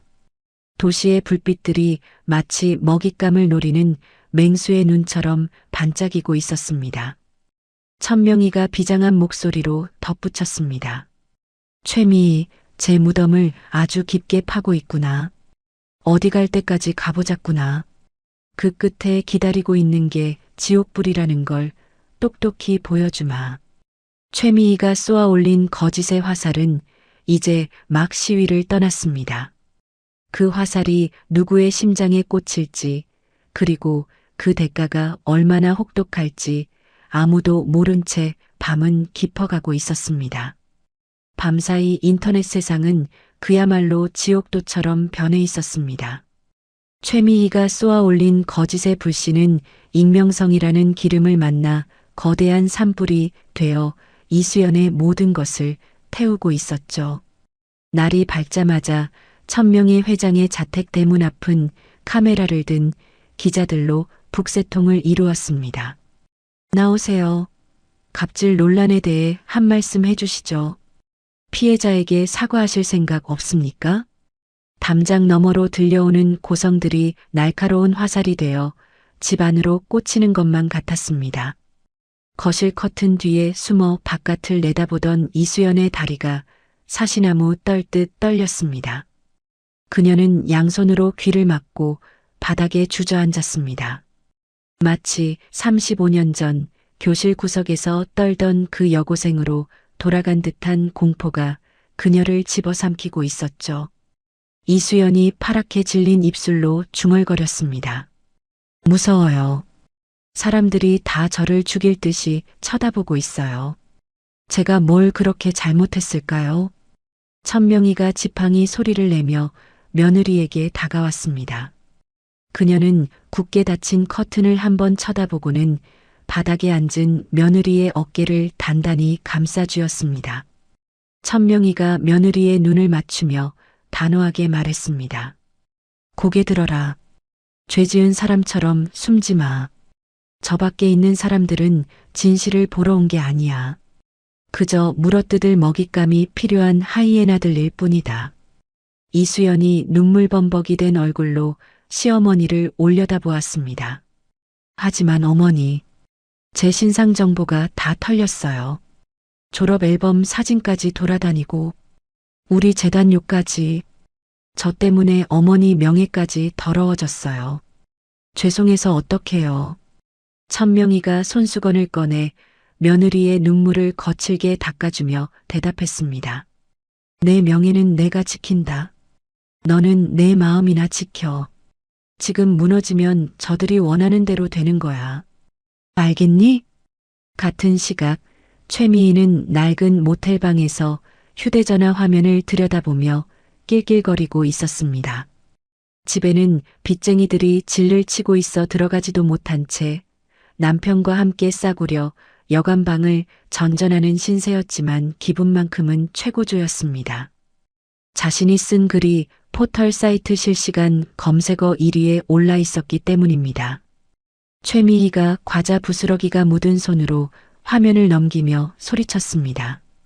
여보, 이것 봐. 사람들이 다 내 편이야. 이수연 그년 이제 얼굴 들고 다니지도 못할걸. 아이고 고소해라. 옆 침대에 누워있던 김석훈이 부스스 일어나며 짜증 섞인 목소리로 대꾸했습니다. 그게 지금 밥 먹여주냐? 회사는 망했고 빚쟁이들은 쫓아오는데 인터넷 댓글이 무슨 소용이야. 최미희가 눈을 번뜩이며 남편에게 다가갔습니다. 당신은 참 멍청해. 이게 다 돈이 되는 거라고. 여론이 이렇게 들끓으면 천 회장 그 노인네도 꼬리를 내릴 수밖에 없어. 합의금으로 몇십억은 뜯어낼 수 있다고. 최미희는 가방에서 구겨진 종이 한 장을 꺼내 흔들었습니다. 며칠 전 동네 내과에서 떼어온 진단서였습니다. 그녀는 매직펜을 꺼내 병명을 급성 스트레스 장애와 우울증으로 교묘하게 고쳐쓰기 시작했습니다. 김석훈이 눈을 동그랗게 뜨며 물었습니다. 너 지금 뭐 하는 거야? 문서 위조까지 하게? 최미희가 코웃음을 치며 대답했습니다. 위조는 무슨? 내가 그년 때문에 스트레스 받아서 잠도 못 자는 건 사실이잖아. 이거 찍어서 올리면 사람들 동정심이 더 폭발할 거야. 두고 봐. 최미희는 조작된 진단서 사진을 찍어 다시 한번 게시판에 올렸습니다. 재벌 며느리의 폭언 때문에 정신과 치료까지 받고 있습니다. 살려주세요. 라는 자극적인 제목과 함께 말이죠. 반응은 폭발적이었습니다. 네티즌들은 이수연을 살인 미수범이라 부르며 더욱 거세게 비난하기 시작했습니다. 그때 김석훈의 휴대전화가 울렸습니다. 모르는 번호였지만 그는 본능적으로 중요한 전화임을 직감했습니다. 김석훈이 목소리를 가다듬으며 전화를 받았습니다. 여보세요? 네, 제가 김석훈입니다만. 네, 방송국이요? 전화를 끄는 김석훈의 얼굴에 화색이 돌았습니다. 시사 고발 프로그램의 PD가 인터뷰를 요청한 것입니다. 김석훈이 최미희의 어깨를 치며 흥분해서 말했습니다. 여보, 방송국에서 연락 왔어. 우리 억울한 사연을 취재하고 싶대. 이거 진짜 대박이다. 방송 타면 우리 회사 다시 살릴 수 있어. 최미희가 거울을 보며 입술에 립스틱을 짙게 바르며 웃었습니다. 거봐, 내 말이 맞지? 이제 우린 스타가 되는 거야. 이수연, 넌 이제 끝장이다. 오후 2시 천명희 회장의 서재에는 무거운 침묵이 흐르고 있었습니다. 그룹 홍보실장이 식은땀을 흘리며 서 있었고 천명희는 창밖을 응시한 채 묵묵부답이었습니다. 홍보실장이 조심스럽게 입을 열었습니다. 회장님, 여론이 너무 안 좋습니다. 일단 사과문이라도 발표해서 급한 불을 끄는 게 좋겠습니다. 재단 후원 취소 전화도 빗발치고 있습니다. 천명희가 천천히 고개를 돌려 홍보실장을 노려보았습니다. 사과? 죄 지은 게 없는데 무슨 사과를 해? 거짓말쟁이들에게 고개를 숙이면 그게 바로 죄를 인정하는 꼴이 되는 거야. 홍보실장이 난처한 표정으로 다시 설득했습니다. 하지만 대중들은 진실보다 감정에 휩쓸리기 쉽습니다. 일단 저자세로 나가서 동정심을 유발해야. 천명희가 책상을 쾅 내리치며 호통을 쳤습니다. 듣기 싫다. 내 며느리는 피해자야. 피해자가 가해자한테 비는 세상이 어디 있어? 나는 타협 안 해. 끝까지 간다. 홍보실장이 입을 다물고 고개를 숙였습니다. 천명희는 인터폰을 눌러 비서실장을 호출했습니다. 잠시 후 박 실장이 서류 가방을 들고 들어왔습니다. 천명희가 박 실장에게 손짓하며 물었습니다. 준비는 다 됐나? 박 실장이 비장한 표정으로 고개를 끄덕였습니다. 네, 회장님. 방송국 쪽에 자료 넘길 준비 마쳤습니다. 그리고 호텔 CCTV 원본 영상과 최미애 씨 동창들의 증언 녹취록도 확보했습니다. 천명희의 입가에 서늘한 미소가 번졌습니다. 좋아. 저들이 방송국 카메라 앞에 서는 순간이 바로 제삿날이 될 거야. 가장 높은 곳에서 떨어뜨려야 뼈도 못 추리는 법이지. 천명희는 자리에서 일어나 서재 한쪽에 걸린 가족 사진을 바라보았습니다. 사진 속 수연은 환하게 웃고 있었지만 지금은 방구석에 처박혀 울고 있을 터였습니다. 천명희의 눈빛이 매섭게 빛났습니다. 천명희가 나지막이 명령했습니다. 지금 터뜨려. 하나도 남김없이 싹 다 공개해. 오후 4시 방송국 대기실. 최미희는 방송 출연을 앞두고 메이크업을 받고 있었습니다. 방송국에서 제공해준 의상을 입고 조명 아래 앉아 있으니 정말 연예인이라도 된 기분이었습니다. 김석훈 역시 옆에서 넥타이를 매만지며 거울을 보고 있었죠. 최미희가 거울 속 자신을 보며 코디네이터에게 거만하게 말했습니다. 언니, 눈 화장 좀 더 슬퍼 보이게 해줘요. 눈물 흘릴 때 번지지 않게 워터프루프로 하고. 아, 그리고 피부가 너무 좋아 보이면 안 되는데. 수척해 보여야 하거든요.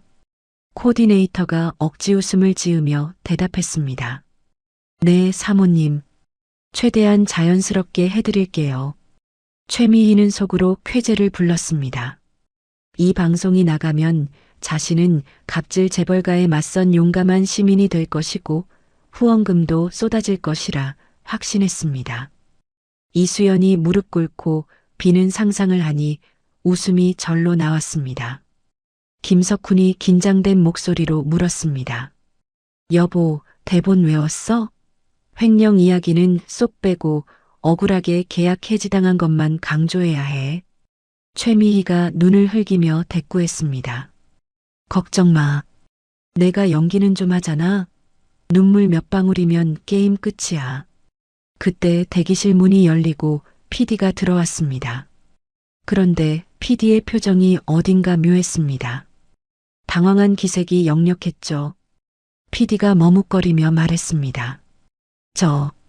두 분, 녹화 들어갈 시간 다 됐습니다. 로비로 이동하시죠. 최미희가 자리에서 벌떡 일어나며 활짝 웃었습니다. 아유, 벌써 시간이 그렇게 됐나요? 가시죠. 우리 억울한 사연 전국 방방곡곡에 알려야죠. 최미희는 김석훈의 팔짱을 끼고 당당하게 복도로 나갔습니다. 방송국 직원들이 지나가며 힐끔거렸지만 그녀는 그 시선을 관심과 응원으로 착각하고 손까지 흔들어 보였습니다. 방송국 로비에 들어서자 웅성거리는 소리가 들려왔습니다. 로비 중앙에 설치된 대형 멀티비전 앞에 사람들이 모여 있었죠. 최미희가 김석훈의 옆구리를 찌르며 속삭였습니다. 여보, 저것 봐. 사람들이 우리 알아보나 봐. 벌써 소문이 났나? 김석훈이 어깨를 으쓱하며 거들먹거렸습니다. 허허, 역시 방송의 힘이란 대단하구만. 가서 인사나 한번 할까? 두 사람이 사람들 쪽으로 다가가려는 순간 최미희의 핸드백 속에 있던 휴대전화가 미친 듯이 울리기 시작했습니다. 진동이 멈출 새도 없이 계속해서 전화가 걸려오고 있었습니다. 최미희가 짜증스러운 표정으로 휴대전화를 꺼냈습니다. 화면에는 고교 동창 1, 동창 2 등의 이름이 번갈아 뜨고 있었습니다.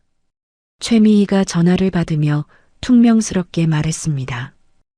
왜? 나 지금 방송 들어가야 되니까 나중에.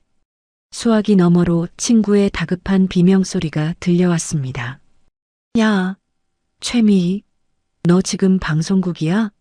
당장 거기서 나와. 큰일 났어. 최미희가 인상을 찌푸리며 물었습니다. 뭐라고? 시끄러워서 안 들려. 무슨 큰일이 났다는 거야? 친구가 거의 울먹이며 소리쳤습니다. 뉴스 보라고. 지금 뉴스 속보 떴어. 너랑 내 남편 다 털렸다고. 그 순간 로비에 있는 사람들의 시선이 일제히 최미희와 김석훈에게 꽂혔습니다. 존경이나 호기심 어린 눈빛이 아니었습니다. 경멸과 혐오가 가득 찬 차가운 눈빛들이었죠. 최미희가 멍하니 고개를 들어 대형 멀티비전을 바라보았습니다. 화면에는 뉴스 특보 재벌가 며느리 갑질 논란, 충격적 반전이라는 붉은 자막이 떠 있었습니다. 그리고 앵커의 긴박한 목소리와 함께 화면이 바뀌었습니다. 호텔 연회장의 CCTV 영상이었습니다. 최미희가 와인 잔을 들고 이수연에게 다가가 일부러 쏟아붓는 장면, 그리고 옷을 잡아뜯으며 비열하게 웃는 표정이 고화질로 선명하게 재생되고 있었습니다. 어머, 옷이 얼마나 사갔으면 종이처럼 찢어지니? 이걸로 걸레값이나 해. 영상 속 최미희의 목소리가 방송국 로비에 쩌렁쩌렁하게 울려 퍼졌습니다. 최미희의 손에서 휴대전화가 스르르 미끄러져 바닥으로 떨어졌습니다. 김석훈이 비명을 지르며 텔레비전을 가리켰습니다. 저거 뭐야? 저게 왜 저기서 나와? 하지만 악몽은 거기서 끝나지 않았습니다. 화면이 바뀌더니 이번에는 김석훈이 룸살롱에서 법인 카드를 긁으며 호기를 부리는 영상과 직원들에게 폭언을 퍼붓는 녹취록이 공개되었습니다. 야, 이 새끼들아. 내가 누군 줄 알아? 천회장 그룹이랑 내가 끈이 닿아 있어. 니들 월급 다 내 주머니에서 나오는 거야. 로비에 있던 방송국 직원들과 방문객들이 수군거리기 시작했습니다. 저 사람들 아니야? 와, 진짜 뻔뻔하다. 피해자 코스프레 하더니 완전 사기꾼들이었네. 저런 사람들이 방송에 나오려고 했다고? 소름 끼친다. 최미희는 다리에 힘이 풀려 그 자리에 주저앉고 말았습니다. 화려하게 받은 메이크업 위로 식은땀이 줄줄 흘러내려 검은 국물이 되어 번졌습니다. 그녀가 그토록 원했던 스포트라이트가 쏟아지고 있었지만 그것은 그녀를 태워버릴 듯 뜨거운 심판의 빛이었습니다. 방송국 PD가 차가운 표정으로 다가와 말했습니다. 두 분, 오늘 녹화는 취소입니다. 그리고 지금 경찰이 오고 있으니 여기서 대기하시죠. 김석훈이 PD의 바지가랑이를 잡으며 매달렸습니다. PD님, 이거 다 조작입니다. 음모예요. 제 말 좀 들어보세요. PD가 혐오스럽다는 듯 발을 빼며 뒤돌아섰습니다. 조작인지 아닌지는 경찰서 가서 따지시죠. 방송국 더럽히지 말고 나가주세요. 최미희는 바닥에 주저앉은 채 멍하니 텔레비전 화면을 바라보았습니다. 화면 속 이수연은 찢어진 옷을 입고 울고 있었지만 현실의 최미희는 이제 발가벗겨진 채 세상 앞에 내던져진 꼴이었습니다. 그녀가 쏘아 올린 거짓의 화살이 부메랑이 되어 정확히 그녀의 심장에 꽂힌 순간이었습니다. 방송국 로비의 대형 멀티비전에서 흘러나오는 앵커의 목소리는 사형 선고와도 같았습니다. 화면 속 CCTV 영상은 잔혹하리만큼 선명했죠. 최미희가 이수연의 옷을 찢으며 비릿하게 웃는 모습이 슬로우 모션으로 재생되자 로비에 모여있던 수십 명의 사람들의 입에서 동시에 탄식이 터져 나왔습니다. 세상에, 저거 봐. 실수라더니 일부러 그랬네. 완전 악마가 따로 없잖아. 친구라며 어떻게 저러냐. 최미희는 바닥에 주저앉은 채 덜덜 떨리는 손으로 귀를 막았습니다. 하지만 쩌렁쩌렁하게 울리는 자신의 목소리는 막을 수가 없었습니다. 이걸로 걸레값이나 해. 그 한마디가 로비의 높은 천장을 타고 메아리쳐 최미희의 고막을 찢을 듯 파고들었습니다. 텔레비전 화면이 바뀌고 이번에는 김석훈의 추악한 민낯이 드러났습니다. 고급 룸살롱에서 술에 취해 여종업원에게 돈다발을 던지며 욕설을 퍼붓는 영상이었습니다. 내가 천 회장님하고 호영호제하는 사이야. 니들이 감히 날 무시해? 영상 속 김석훈의 목소리는 거만하기 짝이 없었지만 로비 한복판에 서 있는 현실의 김석훈은 사시나무 떨듯 떨고 있었습니다. 사람들의 경멸 어린 시선이 화살처럼 쏟아졌습니다. 김석훈이 핏발선 눈으로 주변을 두리번거리며 소리쳤습니다. 아니야. 저거 다 조작이야. 누가 나를 음해하려고 딥페이크인가 뭔가 그걸로 만든 거라고. 김석훈이 방송국 PD의 바지가랑이를 잡고 매달렸습니다. PD님, 전문가시니까 알 거 아닙니까? 저거 가짜죠? 네. 제발 아니라고 말 좀 해주세요. PD가 혐오스럽다는 표정으로 발길질하듯 김석훈을 떼어냈습니다. 이보세요, 김석훈 씨. 저거 국과수 감정까지 마친 원본입니다. 우리 방송국이 그렇게 허술한 줄 아십니까? 당장 내 몸에 손 떼세요. 그때 로비의 회전문이 요란하게 돌아가며 정복을 입은 경찰관 5명이 들이닥쳤습니다. 그 뒤로 수십 명의 기자들이 카메라 플래시를 터뜨리며 물밀듯이 들어왔습니다. 경찰팀장이 김석훈 앞을 막아서며 신분증을 제시했습니다. 서울지방경찰청 지능범죄수사대입니다. 김석훈 씨, 당신을 특정경제범죄 가중처벌 등에 관한 법률 위반, 업무상 횡령 및 배임 혐의로 긴급 체포합니다. 김석훈의 얼굴이 흑빛이 되었습니다. 체포라니요? 제가 누군 줄 알고 감히. 천 회장님한테 전화하면 니들 옷 다 벗게 만들 수 있어. 경찰관이 김석훈의 팔을 꺾어 등 뒤로 수갑을 채우며 건조하게 의조렸습니다. 변호인을 선임할 수 있고 변명의 기회가 있으며 불리한 진술을 거부할 권리가 있습니다. 연행해. 철컥하는 소리와 함께 김석훈의 손목에 차가운 은팔찌가 채워졌습니다. 으악, 이거 안 나? 여보, 미희야. 천 회장님한테 전화 좀 해봐. 빨리. 김석훈은 돼지 멱다는 소리를 지르며 경찰관들에게 끌려나갔습니다. 최미희는 넋이 나간 표정으로 남편이 끌려가는 모습을 지켜볼 뿐이었습니다. 그녀는 일어날 힘조차 없어 바닥을 기어가듯 뒷걸음질 쳤습니다.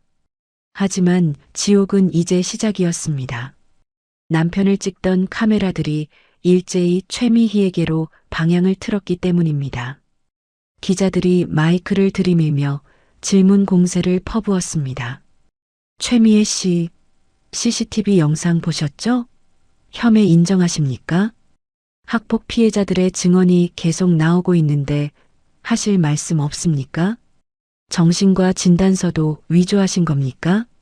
최미희가 비명을 지르며 얼굴을 가렸습니다. 찍지 마. 찍지 말라고. 나 환자야. 아프단 말이야. 기자들 틈에서 누군가가 큰 소리로 외쳤습니다. 쉬하지 마세요. 당신 고등학교 동창들이 인터넷에 글 다 올렸습니다. 당신한테 맞아서 고막 터진 친구도 있다면서요? 최미희의 눈동자가 심하게 흔들렸습니다. 과거 자신이 발로 짓밟았던 친구들의 얼굴이 스쳐 지나갔습니다. 영원히 묻힐 줄 알았던 그 기억들이 좀비처럼 되살아나 그녀의 목을 조르고 있었습니다. 최미희는 공포에 질려 거품을 물고 실신한 척 연기를 시도했습니다. 하지만 아무도 속지 않았습니다. 오히려 그 모습마저 카메라에 고스란히 담겨 전국으로 생중계되고 있었죠. 같은 시각 이수연은 거실 소파에 앉아 텔레비전을 보고 있었습니다. 화면 속에서 아비규환이 된 방송국 로비의 풍경이 생생하게 전해졌습니다.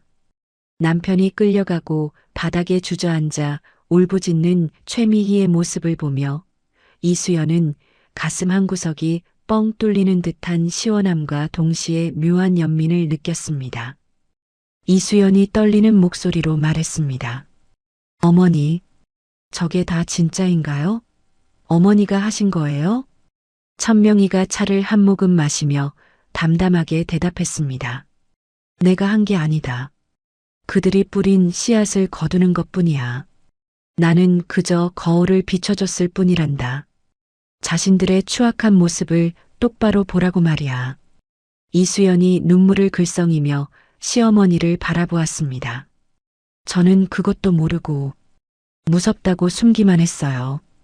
어머니가 저를 지키려고 이렇게까지 준비하신 줄은 꿈에도 몰랐어요. 천명이가 찻잔을 내려놓고 며느리의 손을 꼭 잡았습니다. 진실은 힘이 세단다. 하지만 그 진실이 세상 밖으로 나오려면 때로는 인내가 필요해. 네가 묵묵히 견뎌준 덕분에 저들의 거짓말이 더 선명하게 드러난 거야. 텔레비전 화면에서는 이제 최미희의 고등학교 시절 만행을 고발하는 피해자들의 인터뷰가 이어지고 있었습니다. 모자이크 처리된 피해자들은 떨리는 목소리로 최미희가 얼마나 잔인하게 괴롭혔는지 증언했습니다. 그 내용을 듣는 것만으로도 이수연의 몸이 부들부들 떨렸습니다. 하지만 이제는 더 이상 혼자가 아니었습니다. 든든한 시어머니가 곁에 있었고 진실을 알게 된 세상 사람들이 그녀의 편이 되어주고 있었으니까요. 이수연의 휴대전화가 울렸습니다. 모르는 번호였지만 이수연은 직감적으로 누구인지 알 수 있었습니다. 그녀는 심호흡을 한번 크게 하고 전화를 받았습니다. 여보세요. 수화기 너머로 익숙한 목소리가 들려왔습니다. 콧물과 눈물이 뒤범벅된 듯한 꽉 잠긴 목소리였습니다. 수연아. 나야, 미희. 제발 내 전화 좀 끊지 마. 이수연이 차갑게 가라앉은 목소리로 대답했습니다. 왜 전화했어? 아직도 할 거짓말이 남았니? 최미희가 흐느끼며 빌기 시작했습니다. 아니야. 내가 다 잘못했어. 내가 미쳤었나 봐. 수연아, 우리 친구잖아. 고등학교 때 우리 친했잖아. 응? 제발 한 번만 살려줘. 남편 잡혀가고 나 지금 빈털털이야. 갈 데도 없어.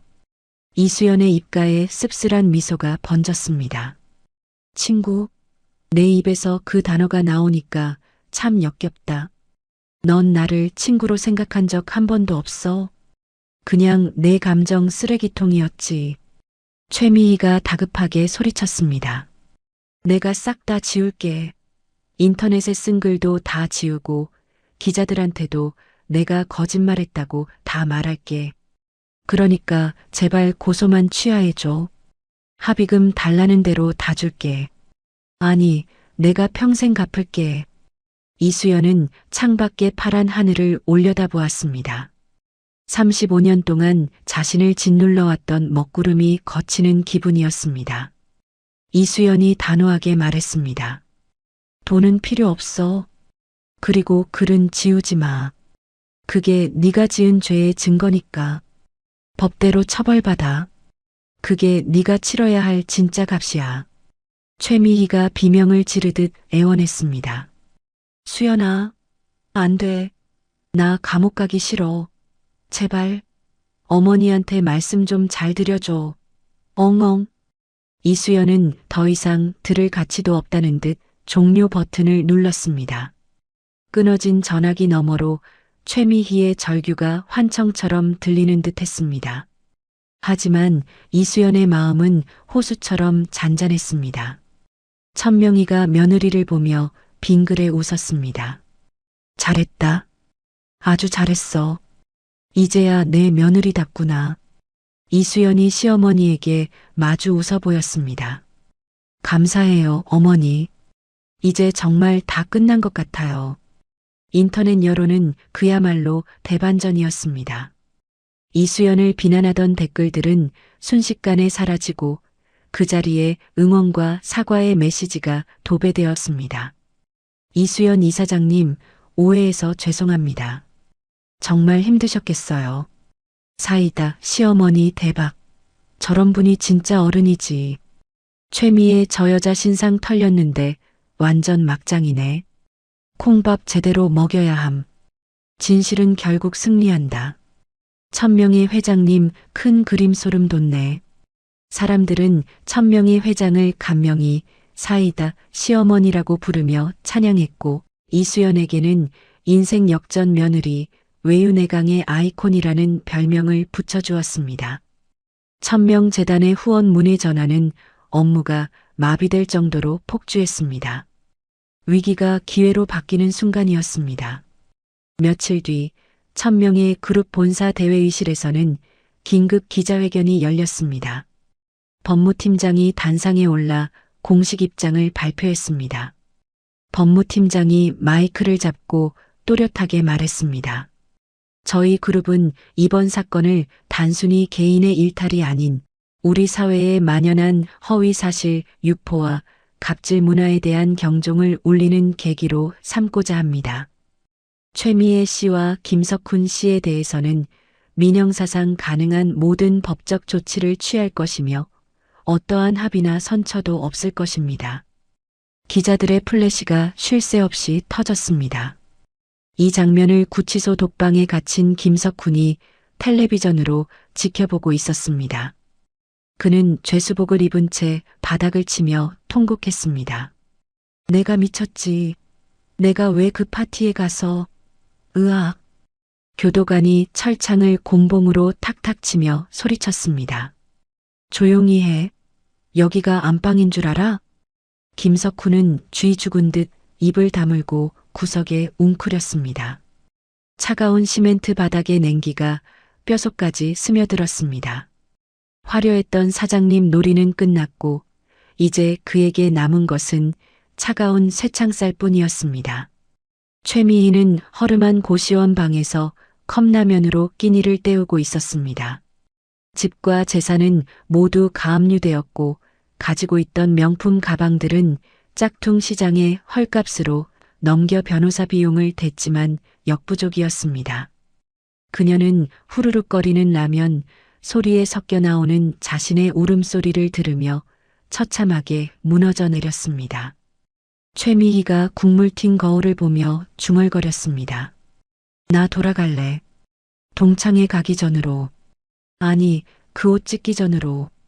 하지만 시간을 되돌릴 수는 없었습니다. 그녀가 찢은 것은 이수연의 옷이 아니라 바로 자신의 인생이었으니까요. 모든 것이 정리된 후 천명희는 이수연을 데리고 남편의 산소를 찾았습니다. 가을바람이 묘비 주변의 코스모스를 살랑살랑 흔들고 있었습니다. 천명희가 묘비를 쓰다듬으며 말했습니다. 영감, 보고 있소? 우리 며느리가 이렇게 훌륭하게 컸소? 이제 나도 짐 좀 덜어도 되겠어. 이수연이 시아버지의 묘비 앞에 국화꽃을 놓으며 절을 올렸습니다. 아버님, 지켜봐 주세요. 어머니 뜻받들어서 부끄럽지 않은 며느리가 되겠습니다. 천명희와 이수연이 나란히 산길을 내려오는 뒷모습 위로 따스한 노을이 내려앉았습니다. 두 사람의 그림자가 하나로 합쳐져 길게 이어졌습니다. 그것은 피보다 진한 연대로 맺어진 세상에서 가장 아름다운 고부의 모습이었습니다. 계절이 바뀌어 찬 바람이 불기 시작한 늦가을, 서울중앙지방법원 형사법정에는 무거운 정적이 감돌고 있었습니다. 피고인석에 선 김석훈은 수의를 입은 채 고개를 푹 숙이고 있었고, 방청석 구석에는 초라한 행색의 최미희가 손을 모으고 앉아 있었습니다. 판사가 판결문을 읽어 내려가기 시작했습니다. 피고인 김석훈은 우월적 지위를 이용하여 하청업체들에게 부당한 압력을 행사하고 회사 돈을 사적으로 유용하는 등 죄질이 매우 불량하다. 또한 반성하는 기미 없이 증거를 인멸하려 한 정황이 포착되었다. 이에 피고인에게 징역 3년을 선고한다. 탕. 판사 봉소리가 법정에 울려 퍼지자 김석훈이 비명을 지르며 난동을 부리기 시작했습니다. 김석훈이 교도관들에게 끌려가며 소리쳤습니다. 이건 무효야. 내가 뭘 그렇게 잘못했는데. 억울해. 여보, 변호사 좀 더 비싼 놈으로 써봐.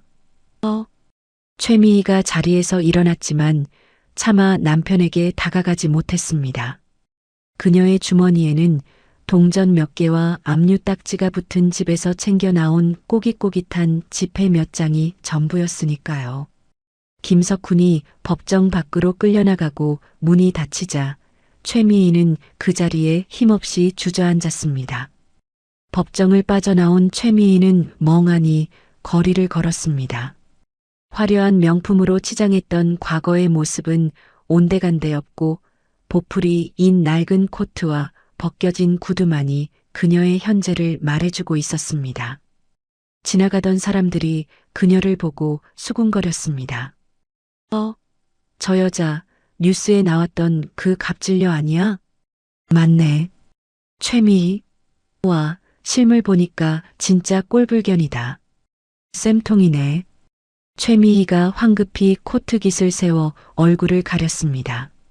하지만 사람들의 비난 어린 시선은 피할 수가 없었습니다. 그녀는 도망치듯 골목길로 접어들어 숨을 헐떡였습니다. 배에서 꼬르륵 소리가 났지만 사 먹을 돈도 없었습니다. 편의점 유리창에 비친 자신의 모습은 영락없는 노숙자 꼴이었습니다. 최미희가 유리창에 비친 자신을 향해 중얼거렸습니다. 내가 왜 이렇게 됐지? 난 그냥 남들보다 조금 더 잘나 보이고 싶었을 뿐인데. 그녀의 눈에서 뒤늦은 후회의 눈물이 흘러내려 때 묻은 볼을 타고 흘렀습니다. 하지만 그 눈물을 닦아줄 사람은 아무도 없었습니다. 그녀가 평생을 바쳐 쌓아 올린 허영의 탑이 무너진 자리에는 차가운 바람만이 불고 있었습니다. 3개월 후 천명재단 강당은 사람들로 발 디딜 틈이 없었습니다. 오늘은 재단이 야심차게 준비한 금사자수 프로젝트의 출범식이 열리는 날이었습니다. 상처 입은 여성들의 자립을 돕고 학교 폭력 피해 청소년들을 지원하는 이 프로젝트는 시작 전부터 언론의 뜨거운 관심을 받았습니다. 무대 뒤 대기실, 이수연은 거울을 보며 옷매무새를 다듬고 있었습니다. 그녀가 입고 있는 옷은 다름 아닌 동창의 날 찢어졌던, 그리고 금실로 다시 태어난 그 네이비색 원피스였습니다. 대기실 문이 열리고 천명희가 들어왔습니다. 준비는 다 됐느냐? 긴장하지 말고 평소 하던 대로 해라. 이수연이 시어머니를 보며 환하게 웃었습니다. 네, 어머니. 이상하게 하나도 안 떨려요. 이 옷을 입어서 그런가 봐요. 마치 어머니가 안아주시는 것 같아서 든든해요. 천명희가 며느리의 어깨를 두드려주며 말했습니다. 그래, 그 옷이 너에게 날개를 달아줄 게다. 나가자. 사람들이 기다린다. 이수연이 단상에 오르자 우레와 같은 박수 소리가 쏟아졌습니다. 카메라 플래시가 터지고 사람들의 환호성이 울려 퍼졌지만 이수연은 당황하지 않고 여유롭게 미소를 지으며 마이크 앞에 섰습니다. 이수연이 차분하고 힘있는 목소리로 연설을 시작했습니다. 안녕하십니까? 천명재단 이사장 이수연입니다. 저는 오늘 여러분께 상처에 대해 이야기하고 싶습니다. 저에게도 씻을 수 없는 상처가 있었습니다. 믿었던 친구에게 배신당하고 사람들에게 손가락질 받으며 숨고 싶었던 시간이 있었습니다. 객석이 숙연해졌습니다. 사람들은 이수연의 진솔한 이야기에 귀를 기울였습니다. 이수연이 자신의 옷에 놓인 금빛 자수를 어루만지며 말을 이었습니다. 하지만 그 상처는 저를 무너뜨리지 못했습니다. 오히려 그 찢어진 틈으로 새로운 희망이 스며들었습니다. 찢어진 옷을 금실로 꿰매 더 아름다운 무늬를 만들 듯 우리 재단은 마음이 찢어진 분들의 상처를 덮지 않고 더 단단하고 빛나는 삶의 무늬로 만들어 드릴 것입니다. 연설이 끝나자 기립박수가 터져 나왔습니다. 눈물을 훔치는 사람들도 보였습니다. 이수연은 단상 아래 앉아 있는 천명희를 바라보았습니다. 천명희는 흐뭇한 표정으로 며느리를 향해 엄지를 치켜 세웠습니다. 이수연은 그 순간 자신이 진정한 주인공이 되었음을 느꼈습니다. 행사가 끝나고 며칠 뒤 천명희의 전원주택 정원에는 따스한 오후 햇살이 내리쬐고 있었습니다. 경영 일선에서 완전히 물러난 천명희는 이곳에서 화초를 가꾸며 여유로운 노후를 보내고 있었습니다. 대문이 열리고 이수연이 양손 가득 짐을 들고 들어왔습니다. 어머니, 저 왔어요. 심심하셨죠? 천명희가 호미를 내려놓고 반갑게 맞이했습니다. 오냐 왔다. 주말인데 집에서 쉬지 않고 뭐하러 또 왔어. 이수연이 짐을 내려놓으며 웃었습니다. 어머니랑 차 마시려고 왔죠. 그리고 이거 보세요. 제가 직접 만든 거예요. 이수연이 보자기를 풀자 예쁜 자수가 놓인 무릎 담요가 나왔습니다. 날씨가 쌀쌀해져서 어머니 무릎 시리실까봐 한 땀 한 땀 수놓았어요. 어때요? 천명희가 담요를 받아들고 꼼꼼히 살펴보다가 빙그레 웃었습니다. 솜씨가 제법 늘었구나. 이제 하산해도 되겠다. 두 사람은 정원 테이블에 마주 앉아 향긋한 유자차를 마셨습니다. 붉게 물든 단풍나무 아래서 보내는 평화로운 시간은 그 어떤 보석보다 값지게 느껴졌습니다. 이수연이 찻잔을 만지작거리며 조심스럽게 입을 열었습니다. 어머니, 사실 가끔 미희 생각이 나요.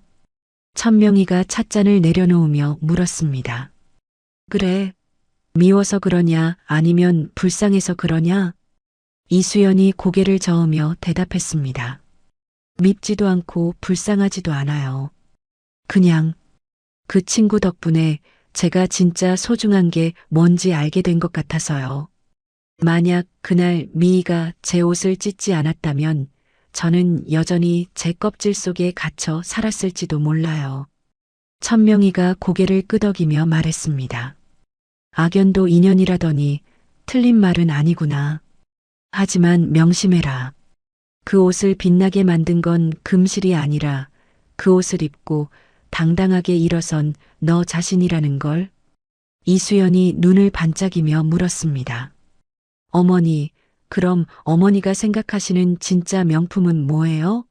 돈? 권력? 천명희가 정원 한쪽에 피어난 들꽃을 가리키며 대답했습니다. 저 꽃을 보렴. 비바람을 맞고 밟혀도 기어이 꽃을 피우지 않니? 진짜 명품은 옷이나 가방 따위가 아니다. 어떤 시련이 와도 품격을 잃지 않는 마음, 찢어지고 상처 입어도 다시 일어서는 그 단단한 마음이 바로 명품이야. 너처럼 말이다. 이수연은 시어머니의 말에 가슴이 뭉클해졌습니다. 35년 전 촌스럽다고 놀림받던 소녀는 이제 없습니다.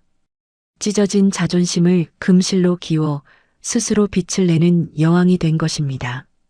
이수연이 시어머니의 손을 꼭 잡았습니다. 어머니, 저 정말 행복해요.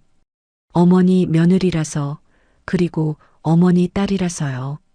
천명이가 며느리의 손을 맞잡으며 따뜻하게 웃었습니다.